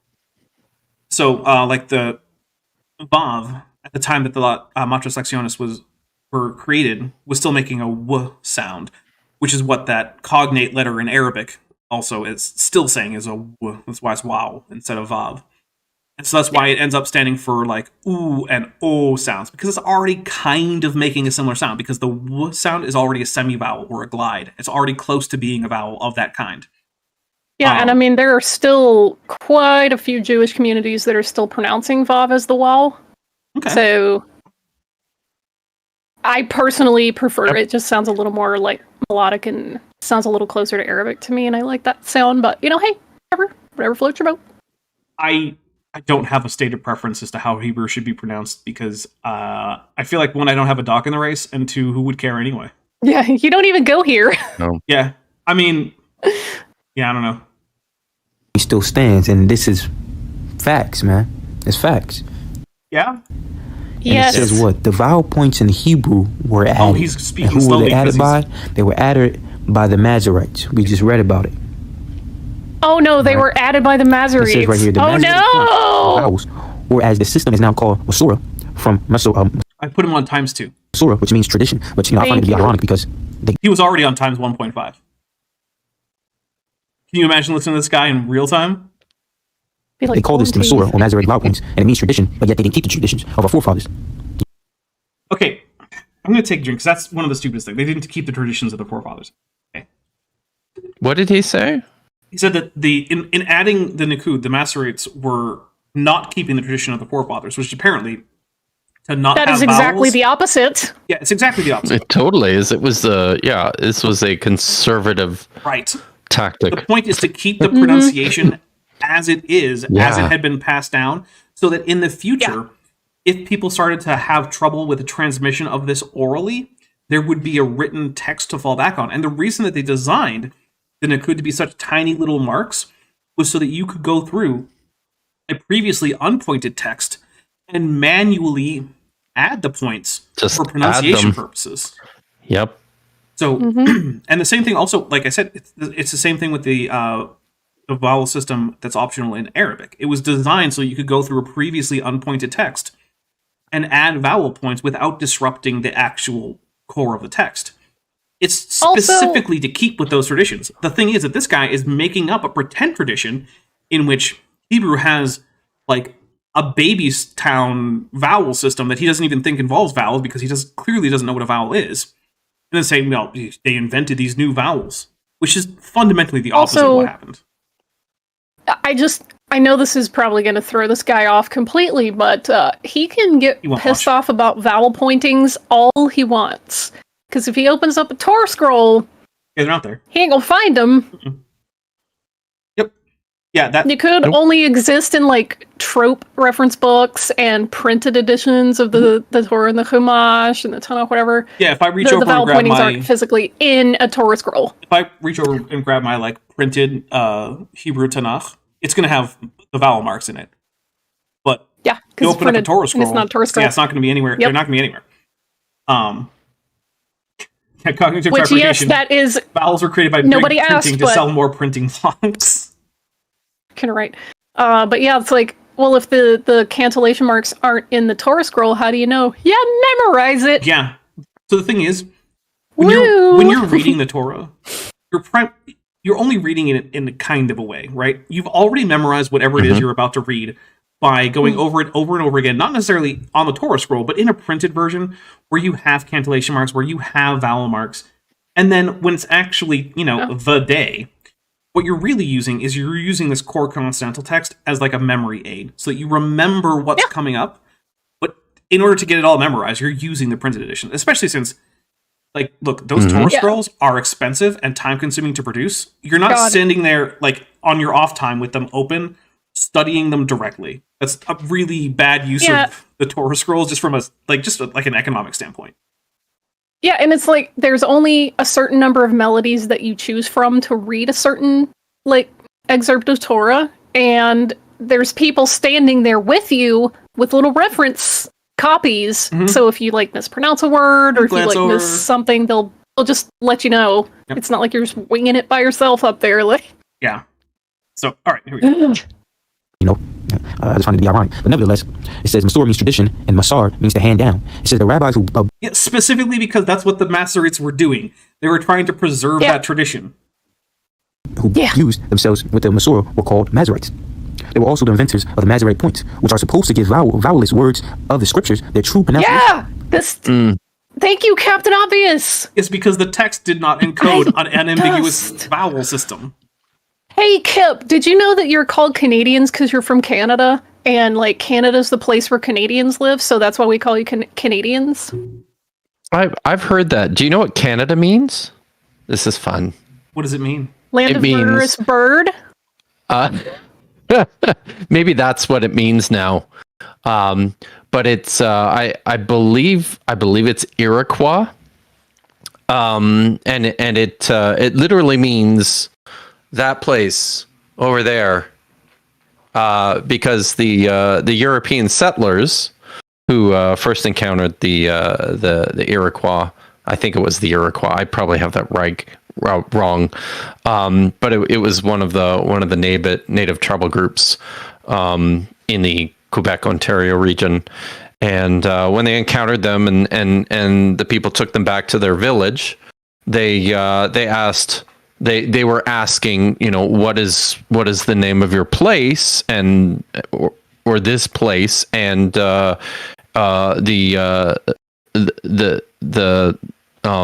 Iroquois guy just responded with, well, yeah, it's our place, it's over there, it's that place there, it's Canada. Yeah. So and then that becomes a proper noun. It's fun, eh? Yeah. Meaning that place. Canada's that place. Consonants. But if you know anything about the Hebrew. If you know anything about the Hebrew that we use right here in the top half of the screen. By he doesn't mean people who are normally speaking Hebrew now. He means specifically Black Hebrew Israelite. It says, you see the Hebrew on the top half of the screen above where it says modern Hebrew alphabet? Yeah, that Hebrew, all those letter consonants. There's no need for... They're consonants, guys. Remember, they're consonants. Okay. It's too fast. I couldn't hear that. How this language is ambiguous. Okay. Now I'm going to go into what that word means. All right. Oh. So it says right here. It says they were also the inventors of the for those of you that watched Justified, let me just quote, nebulous. You know what that word means? Means hard to define.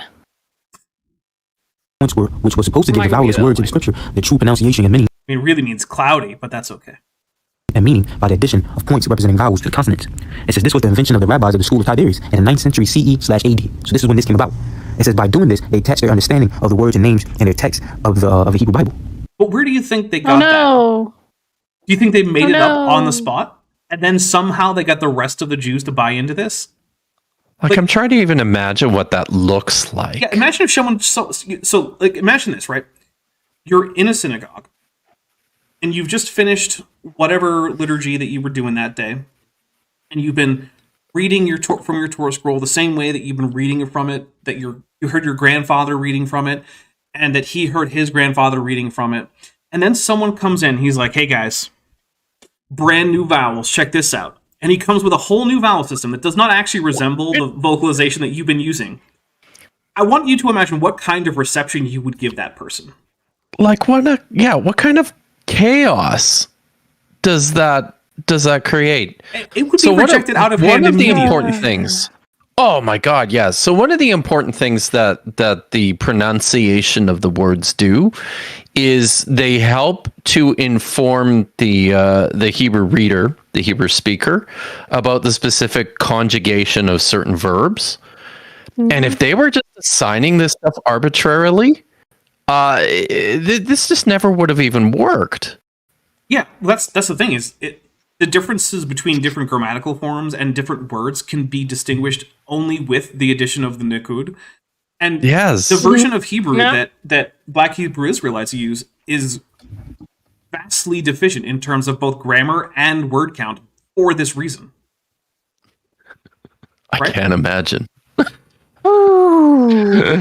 Because unlike in English, or actually English is a bad example, unlike in many languages that use an alphabet that has where vowels are fully indicated, in Hebrew you can have words that are spelled with the same consonantal core of letters, but have very different pronunciations and are very different words because they have different vowel signs. Now, most of the time this isn't too big of a deal because most words in Semitic languages are built out of a core of these consonants, which get different vocalizations and different suffixes and prefixes and contexts. It's a little bit in the weeds of like grammar in Semitic languages. I don't think we need to get into is like triconsonantal roots and whatnot. So it's less ambiguous than you would think from just looking at a similar text in English, but it's not unambiguous. That's one of the reasons why the Nikud were introduced, is to remove any future ambiguity as people... Because the fear was that people are going to forget, right? Yeah. The fear is that Yes. in Well, yeah, future and generations you're going to forget how to pronounce this, and you're not going to know what it says anymore. These are specific reactions to being evicted by like the Romans and having your central place of worship destroyed. Mhm. Okay, this is why they started to standardize like spelling and add the Nikud. This is why you started to see people writing all of the discourse down, because we're going to be living in diaspora, so we need to figure out a way to Sorry about that. coordinate all of this. So just Happened. in like history, some kind of conspiracy. What is that? I don't even know. I hit a button and now it's all tiny. And I don't know why. Everything all got all tiny. Weird. Yeah. Oh. Oh, all right. Guess now it's back. Oh. Listen, your Sort of. So the Masoretes were computer groups of is mostly struggling with the it's stupidity. correct scribes and scholars working it's between the crashing 7th and again. 11th century, That's based fine. primarily in present-day Israel. All right, let's get down to a little bit. Is it back? Because with the Masoretes, they came up with this vowel No, letter it's system. back. No, It was it's a not. vowel Though. letter system that was in place. No, it's not. This is the worst. I mean, it Uh-oh. This is the worst. We completely well, Oh dear. Yeah. So, wow. Your system just is not Yeah, no, it's- handling the it system today. It's- is down. The system My computer is down. itself objecting to the continued massacre of the Hebrew language. But here we go. We're going to get into Clearly. Mater Lecciones. Trees lectiones is Okay. a vowel letter system. Okay, Mhm. and I'm gonna read it right here. And it says, and the spelling. And I'm on Wikipedia.com or .org. Yeah, we You know. know. Hey, it's not me who's being unprofessional. It's my computer. Sometimes my computer does stupid stuff. Feel free to support me on Patreon for huge sums so I can get a better computer. A better computer. Yeah. Mm. If you support me at the $7,000 level, I promise you that I will get a better computer. Get the one that you want. Yeah. That you need. There you go. For brothers that want to read up on this themselves, it says, in the spelling of Hebrew or some other Semitic languages. My unfinished journey for $5 says, why is sometimes a consonant, sometimes it's a vowel, therefore it's not a consonant. Consonant. Yes. Amazing. Very. I'm gonna like that Amazing. one. Yeah. So actually, interestingly, the whole thing with other Semitic languages is an important thing, right? Because like I said right at the beginning, we know from comparative linguistics that there is no realistic chance that ancient Hebrew did not have a vocalization system similar to other Semitic languages around at the time. Because we have people transcribing Hebrew and related languages into scripts that encoded vowels as a matter of course, like Akkadian. We know this. That's also how we know that in some cases, how certain ancient Egyptian words were pronounced, is because we have them written in cuneiform-based syllabaries that encode vowel information. Now, granted, those languages are not going to have an identical vowel system to Egyptian or to Hebrew, so it's going to be an approximation. But it still gives us unambiguous evidence that Hebrew did not just work like some kind of weird every single consonant just is followed by a ah sound, all just read in a row until you get to the final consonant, which doesn't have an ah at the end unless you add in something else. And then for some reason, ayin is actually pronounced as an I digraph for some reason, even though there's no independent E sound in Hebrew according to these guys. No, it's incredibly painful. Listening to Black Hebrew Israelites pronounce Hebrew it makes me want to bash my head in with a hammer. Pain. Is there are there Pain. places where I could actually go and listen to them attempt to read the text like this? Yes and no. For one thing, there are places where they go and do read the text like this, but also as a white person, you're unlikely to be welcome in most of them. Like, I meant online. Oh yeah, there's YouTube pages for Black Hebrew Israelites. You can find them preaching on the streets of like major U.S. cities and stuff, and they'll read out they'll read out text in Hebrew, usually then with an English translation.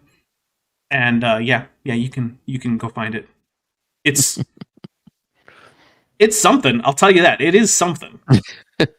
It's one of the pronunciations of all time. It is indeed. The Matres Lectiones, which in Latin means the mother of reading, okay? It says certain consonants. Well, it's refreshing to that know are that he used butchers Latin the to same way. indicate a vowel. At least he's consistent. Okay, so the Matres Lectiones was a vowel letter system that allowed certain consonants to be indicated as vowels. All right, and it says the letters that do this in the Hebrew are the Aleph, the He, the Wa, and the Yod. So when you see this, right, in modern day Hebrew, these letters right here, the Aleph, the He, the Wa, and the Yod could be used as vowels.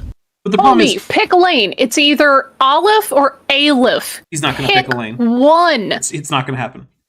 I mean, it's Aleph and not Aleph, but you know. So here's another thing. This Matres Lectiones is a thing that comes very early on in the history of these languages, right?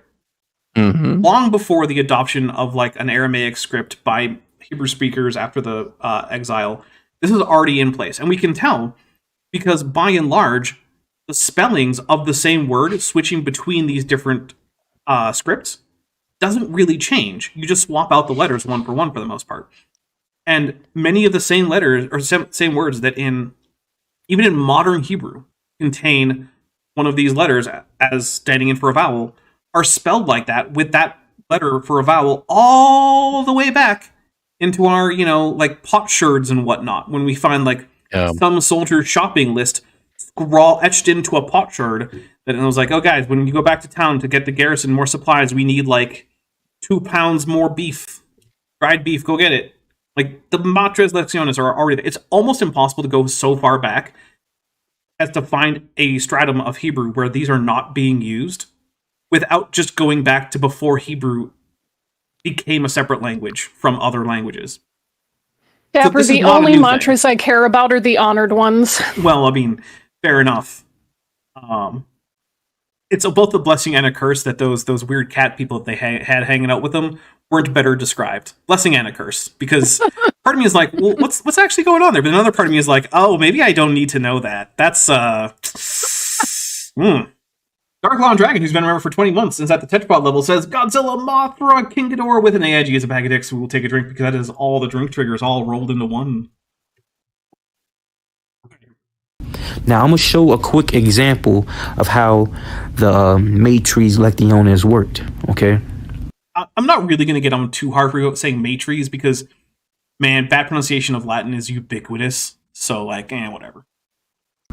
We can get after him for saying Lectiones, though, can't we? Yeah, because there's a T in there and you should pronounce it. Hey, guy. Thank you, like the one person in chat who got my Dune reference. Take that T from consonants and take that extra T and put it into Lectiones, so you get Lectio. Do that. He's got a strict limit on the usage of T's. Yes. It's got to be very... Alex Marco's like, wait, cat people? Like, look, read the later Dune books and you'll learn, well, not all about it, but you'll learn enough about it to realize maybe you don't need to know all about it. Yeah, it's fine. Don't worry about it. Yeah, it's a whole thing. Go to 1 Samuel, right? Okay. 18 and 9, it reads, "And saw I David from that day forward." Now, when you look up David's name in the text, right? David's name is right here. And those letters, those 3 letters right there, the first one reading from right to left. Found Jesus. The first it's one right is there. equivalent. Kip, do you see it? I see it. Right there Is it before David. The direct object marker there. Yes! Oh yeah. Right to the right of it. Et. Yeah. Guys, that's actually code for Arizona right It's there. pronounced 8, though, That- in this oh. particular Right. notation. Yes. So It is. But I just maybe want it's to point not out, Jesus, Hebrew- it's not et. this is Hebrew code for Arizona. Arizona. Yeah, this is actually telling you Yeah. that David was living in Arizona at this time. This is what this is telling you. And also because remember, Arizona is in fact the location of the New Jerusalem. I bet Tomer could probably confirm this, that living in the land of Israel, if he were to write you a letter, Dapper Dinosaur, and put your address on it, he would probably have to do that. I'm thinking, right? The Aleph Tav. Yeah, that would definitely get to I bet. Yeah. I totally think it would. absolutely. Right, Tomer? I'm That sure would work. I'm sure I would've all the just US put a postal lamed, workers all the US postal workers, they all know how to go from Et to Arizona like drop of a hat. Yep. I mean, I wouldn't have used it, but You whatever, see this? whatever's He's fine. not wrong, guys. Yeah, Did you see this? Zona, like, yeah, that's actually funny now. That's super funny. All right, so let's hear about how David here does not have any of the Machos Lecciones. Let's hear it. D. I've been waiting for a The second point. one is equivalent to a W, and the last one is a D again. Yeah. Okay. Now I'm gonna go to a different scripture and let's look at David's name. Okay. Why? Ah, Mhm. we're gonna have David's one. That's why, because there's gonna be a spelling name in variant. First Chronicles 3:9, right? David's name in First Chronicles 3:9 is right There here. it is. Look at that yod or yud, whatever you want to call it. It's Oh, the no. weed. So here's the thing that gets me though. He has to either now say that this is a late medieval corruption or something like that, that yud shouldn't be there, or he has to admit that the Matras Lecciones were in fact something that his quote unquote forefathers were using before the Masoretes, right? Like there aren't a whole lot of options for him here if he's going to try to maintain his Hebrew doesn't have vowels option. So I'm curious to see where he goes with this, and it might just be nowhere. Now, if you paid attention before, the last scripture we read, David's name only had 3 characters, and it was That's true. I'll equivalent take a drink. to the English letters DWD. But when you go to First Chronicles 3 and 9, it looks different, right? Now you have the Hebrew character that's a It's almost like in ancient times, there was really no such thing as orthography, and people just kind of spelled things the way they felt like they sounded. Yeah. And Weird, by huh? in ancient times, I really mean like well up until like almost the beginning of the modern period. That was how alphabets just kind of worked. And yeah, okay, it's an abjad.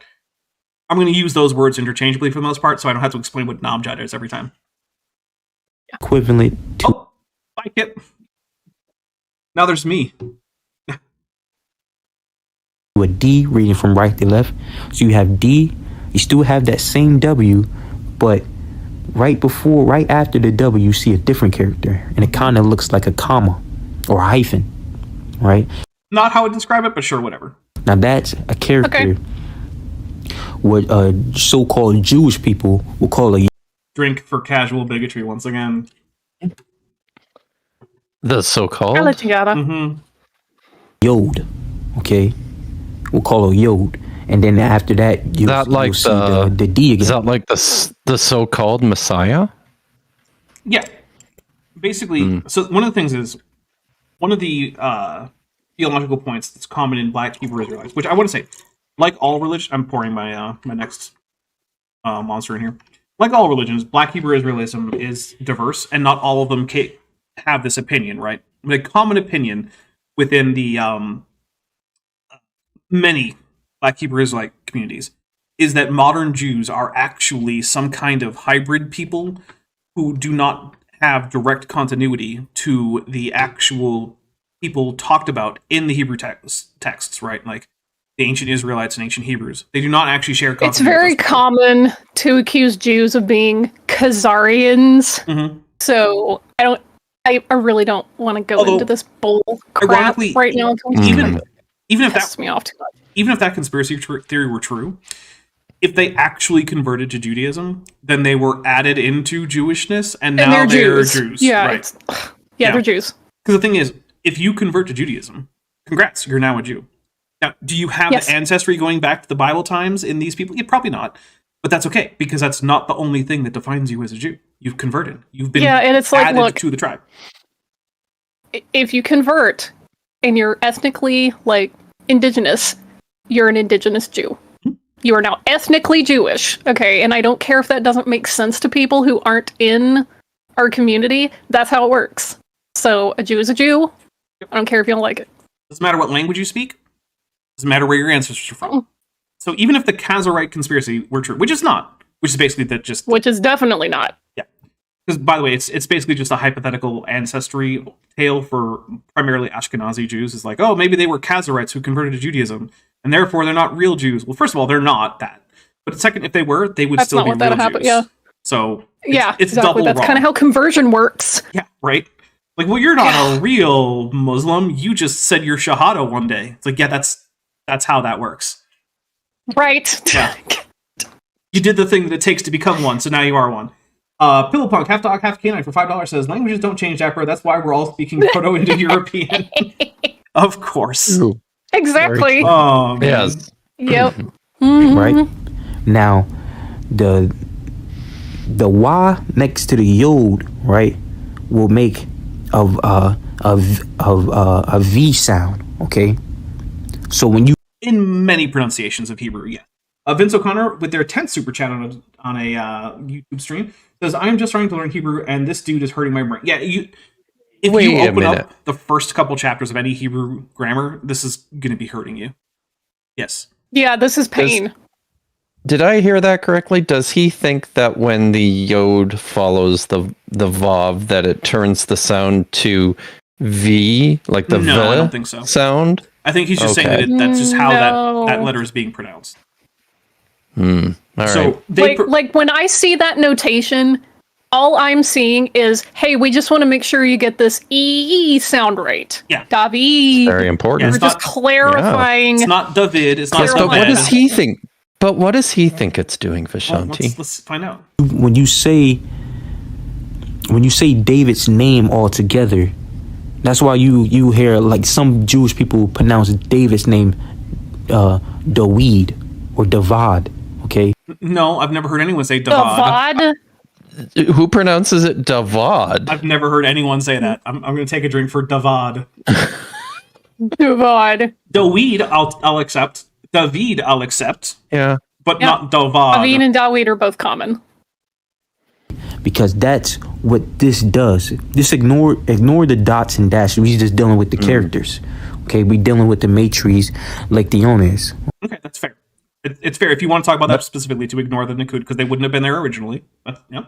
Okay, and that's what it does. When these characters going back into But so what, dude?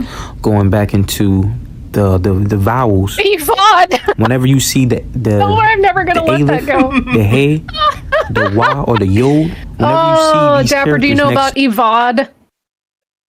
Is that like a it's a mispronunciation horrendous- of Aved? Evad, yeah. Okay.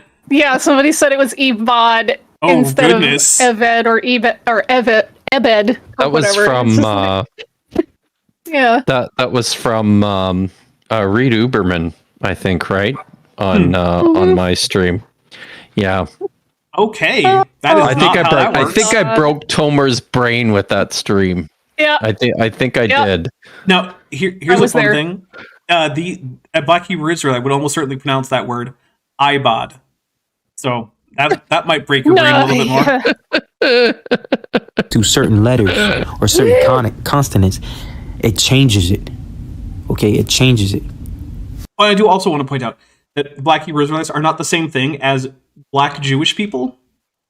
Yeah, those are completely different things. That's Right. pretty important. Yeah. Yeah, there are a lot of people Yeah. who are Black and Jewish, both who in communities who are just traditionally Black communities like Beta Israel, who are an African community of Jews, as well as people who've converted from non-typically Jewish communities, who are in fact actual Jewish people, and they are not the same thing as the Black Hebrew Israelites.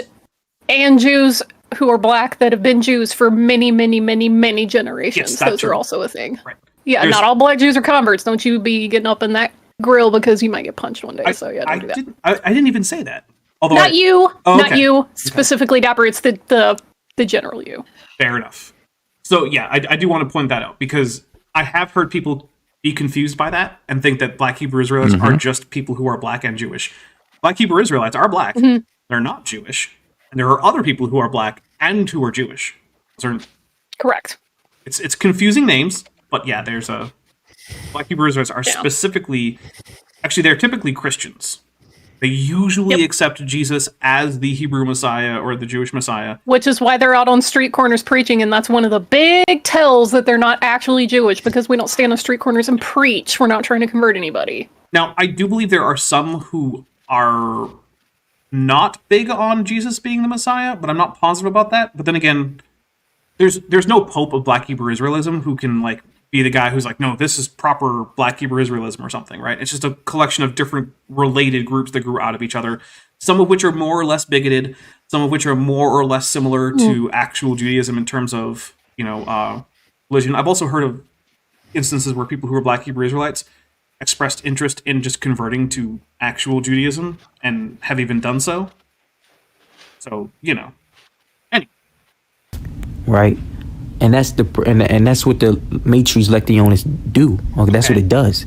And when you had the Masoretes come in, instead of putting certain characters next to each other like that, they made it so-called easier by just adding points and dashes. It's not just that it's easier. Made Remember, it so-called easier. Does he just like saying so-called when he doesn't like something? I think so. I'm going to take a drink because, look, the point was to be able to go through previously existing scripts or manuscripts and add them.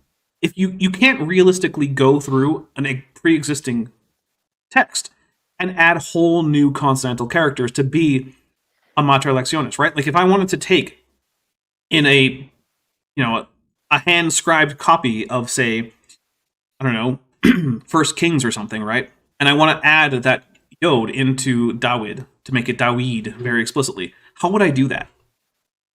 This isn't a word processor. This is ink on a page. I can't just move the letter. So what do? You come up with a system that doesn't require you to move the letters. That's why this was done. And I don't understand why that is something that is so going over this guy's head, or what his point about the matras lectionis were. Like, what was your point? Right. I was But waiting we for know, a point. right? We know. We know that these points, dashes, this vowel letter system, all this came to be. This wasn't the language Yeah. that the prophet Isaiah spoke in. This wasn't the language that the prophet Now that's something different, right? Coming up with a new aspect to the orthography is not the same thing as coming up with a new language or creating a different version of a language that wasn't spoken before. So we're going to use Arabic as another example because it actually has two levels of added diacriticals that were created to help disambiguate. So today, most of the letters in Arabic are only distinguished in their medial form by, or not most, but many of them are only distinguished in their medial form by a number of dots below or above the line, right? So the difference between a t sound, a th sound, and an n sound, and like a b sound are just, all those letters are just a little stick in the middle of the line. And how many dots come above or below determine which of those it is. That wasn't originally there. In the oldest Arabic inscriptions, you don't even get those. So it's not even really a full abjad. It's basically just a memory aid. It's barely even a writing system because you cannot come to it without knowing what the text is and then actually Like this read the text. postcard. Yeah, so originally Arabic didn't have those dots that you can see there. Sorry, it's a little hard to read because my it's a little blurry. webcam doesn't like things being that close to it. But yeah. So if you there look at the bottom where, actually, can you hold it back up? Yeah, sure. So if you look at that, get a little closer. Yeah, so if you look at that bottom word, right, you have that one little stick at the bottom with two dots and one with a one dot. That's the difference between like a t sound and an n sound, right? But originally, Arabic didn't have those. Those were added later. But people were still reading Arabic, and the reason that they were able to later go in and add those dots consistently is because people were speaking it in a particular way. You can put it down now if you want. Okay, sorry. I know, like, No, it's fine. anyway. But yeah, and then later on, people were also like, hey, maybe we should add in the vowels. That's not because before, when the Quran was composed, Arabic had radically fewer sounds in it or something, right? And one of the ways you can tell is because those letters that are indistinguishable in their medial forms are usually distinguishable in their initial or isolated or final forms. They're only really confusing in their medial forms. And that was done to help with that, right? Like, the difference between a ta and a nun in Arabic is very obvious in the isolated form, right? They don't have the same shape, but they do in the medial forms. And then the same thing happens with the vowels again later. And the same thing is happening here in Hebrew. This is becoming a thing where people are like, we want to make sure we get it right. And this version of the language, in the case of Hebrew, is largely extinct as an everyday spoken language. People aren't normally conversing in this language anymore. In the case of Arabic, Arabic is diversifying into numerous languages, which are today as different as any of the Romance languages are, right? Like the difference between like the Arabic spoken in like, I don't know, like Morocco versus the Arabic spoken in Iraq. It's a similar difference to like between like Spanish and Romanian. They're not mutually intelligible. The only reason we all call them the same language is political, because of pan-Arab nationalism. Because the Arabs like to think of themselves as a single people with a single language. Okay, great. They don't actually have a single language by any reasonable definition, but they want to call it that way, so I'm not going to fight them on it. And so as that's happening, it's important to do this. And it happens in many languages where we have what's called a deficient script. A deficient script just simply means you cannot unambiguously encode everything about the spoken language into the script. Most languages have a deficient script. English has a deficient script. You can tell, because how do you tell the difference between wind and wind when you're writing English? It's context. Read and read. Yeah, read and read. Yeah. Right? Lead and led. These are areas in which English is deficient, because the English alphabet, or well, the Latin alphabet as used in English, does not completely unambiguously encode spoken English. That's okay. But there's certain circumstances where it becomes a problem, especially if the language is not being used daily. And that's the situation we're in here. Yep. All right. Jeremiah or Moses spake then. You see.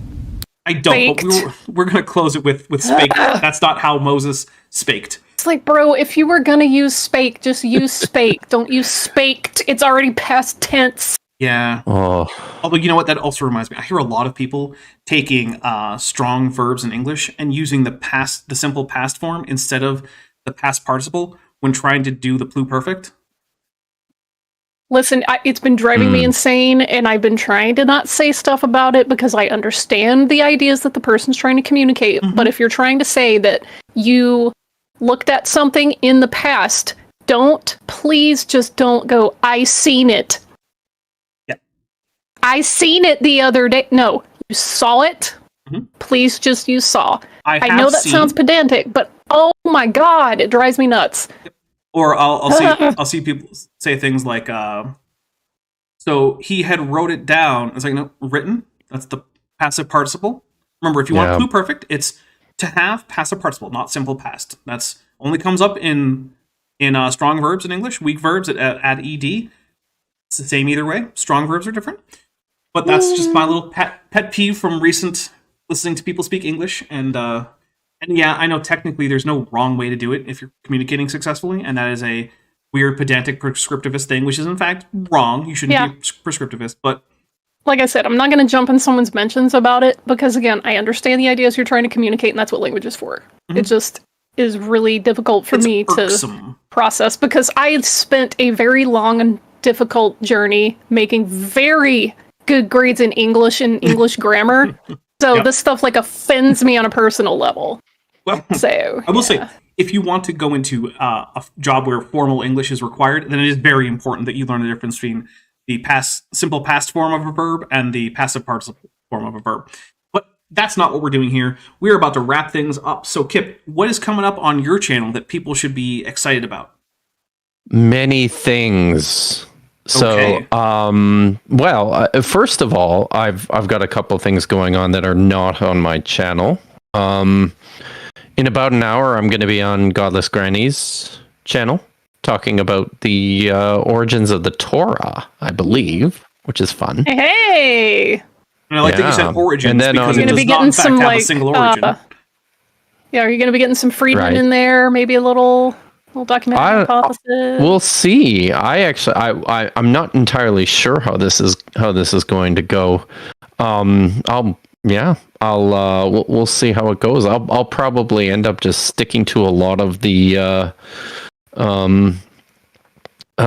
post Babylonian evidence, but yeah, it should be fun. And then on Monday, I will be back on Myth Vision for the first time in like a year, which feels weird actually, with my good friend Dr. Joshua Bowen and another guy I've not met before from, I believe it's Inquisitive Bible Reader is the channel.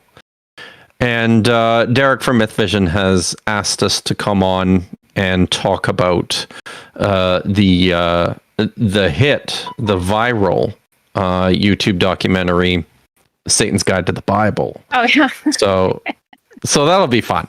I'm looking forward to that. Yeah. And then on my channel on Thursday, as we do every second Thursday at 5 o'clock Pacific time, 8 o'clock Eastern, Dr. Josh and I will be continuing in our regular series, Kiryat Brit, in which we read Hebrew texts and dive in on a deeper grammatical syntactical level. I can't believe Dapper's not there for those, because it is language, grammar, syntax, all the way down. I have lurked occasionally. I'm not, just because I'm not currently chatting, it doesn't mean I'm not there. Because, look, here's the thing. I don't always want to be there in a publicly noticeable way. So... Gotcha. Yep. I'm just going to leave it there because... No, it's good. Sometimes it's nice to be able to exist in a place anonymously. And for short of having an alt on YouTube, I don't have a way to do that other than lurking. So I sometimes there lurk. You go. But also, I want to point out... All good. This guy would almost certainly say, for Hebrew, I'm pretty sure he would pronounce it something like Ibarat. Probably right. Ibarat. So there's that. There's one more thing. There's one more thing that's happening, and one more thing I want to mention, if I can. So I haven't decided when, but I'm going to do another live show this week, just because Michael Jones did something stupid on his YouTube channel from Inspiring Philosophy. You know, Michael Jones. The odd thing is, every once in a while, he does a video where he takes a look at young Earth creationism, because he's not a young Earth creationist, right? Mm-hmm. He's more in the theistic evolution, where this is all this anti-science nonsense is silly. And when he does that, he actually does a decent job of going through actual good, solid reasons as to why these scientific things. And the thing is, I've actually even recommended a video of his on that topic because he did good work. He has a video on his channel about the origins of young Earth creationism. It's really good, actually. Is excellent. Yeah, that's specifically the video I've recommended. And then people were like, how can you recommend Inspiring Philosophy? I'm like, look, I'm not recommending the channel as a whole. But when he gets away from his, I have to have dogmatic conclusions about these things, and he gets into areas where he's actually just allowed to take evidence as it comes and use good arguments, he can do it. Mm-hmm.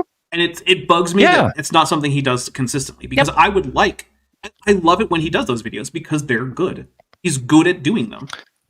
And the production quality of those videos aren't bad. He should do more of those. Absolutely.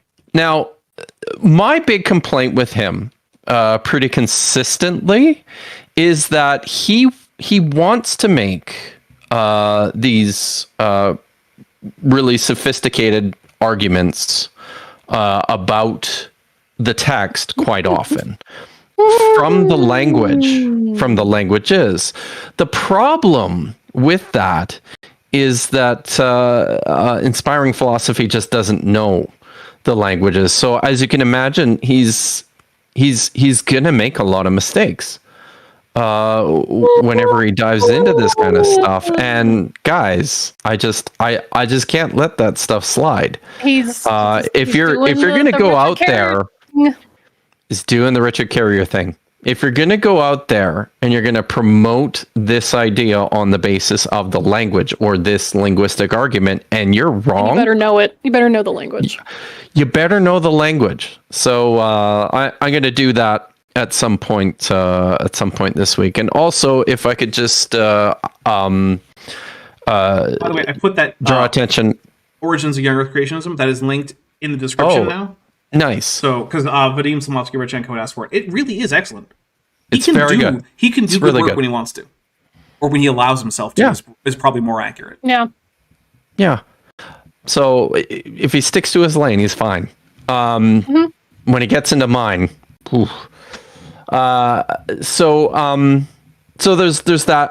I'll probably do it Tuesday or Wednesday. I haven't figured it out yet, but I'll be doing that over on my channel, and it'll be a live. Also, this last week I've got like my Patreon and my course for people who are looking to support my work, but I've also added a direct donation option if you're specifically interested in supporting the work I'm trying to do at the moment, which is to finish a book I'm writing on ancient Israelite religions. I'd like to get that done in the space of the next couple of months, but I need some additional funding in order to make that happen.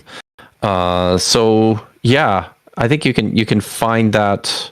I think you can find it on my Patreon or on the last video that I did, and I'll just include that on everything I'm doing in the future. All right. Also, Cookies Right for $2 says Kip is here to educate us on the Torigins. Nice. Vishanti. There we go. You got anything coming up? Yeah, I'm gonna be hanging out with my Atkinson tomorrow night on Bad Science Sunday. So come check that out. What's the topic on that one? I don't know. Okay, surprise. All right, let's take a look at what is coming up here on this channel. So take a look. On Tuesday, we're going to be doing Kent with Bent number 131, I think. Wait, no, hold on.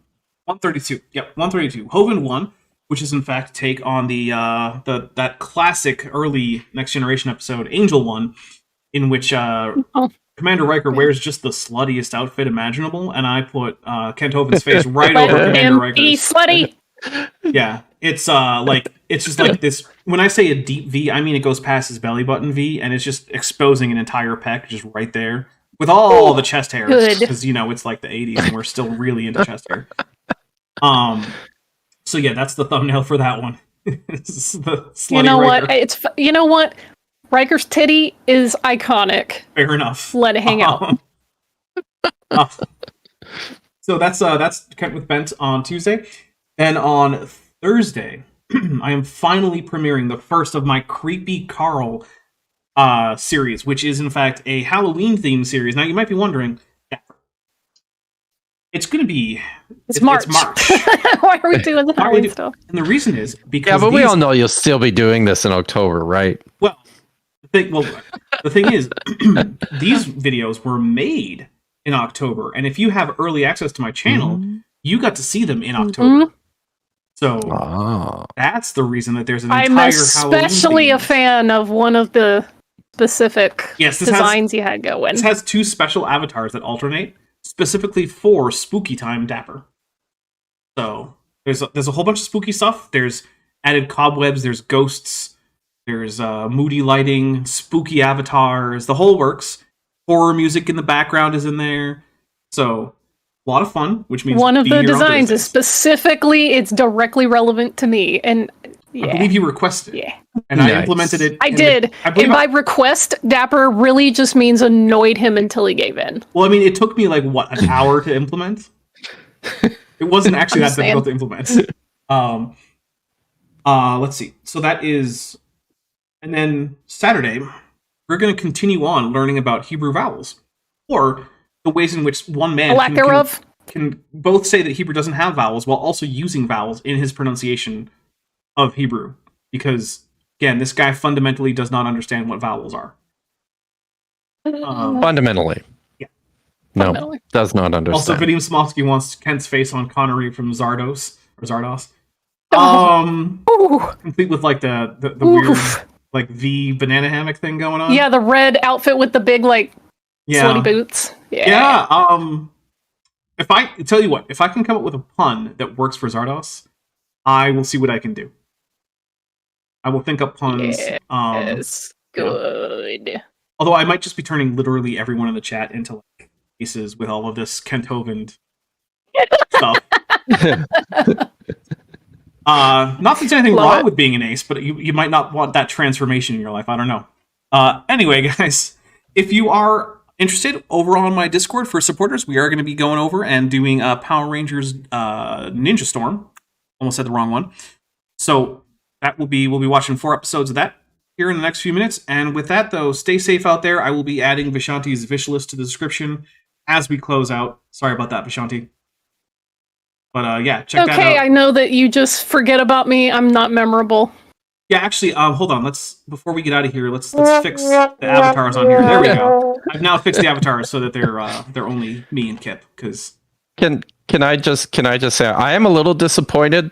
I'm stuck at 12,999 subscribers as of this moment. Come on, someone go over there and I subscribe. can log into one of my alt accounts. One of you subscribe and be 13,000. What do I win if I am? Channel.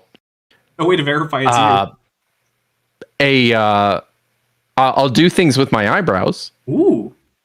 All right. Cookie's right for $2. Cooler than the things I could do with my eyebrows? No, nobody. No. Cookie's right That's for $2. Says possible. Zardums. Okay, that could work. All right, I just subscribed. Super chat. I'm your 13,000th. Nice. All right, guys, we're gonna get out of here. I hope to see all of you on Tuesday or in my Discord server. Bye, everybody.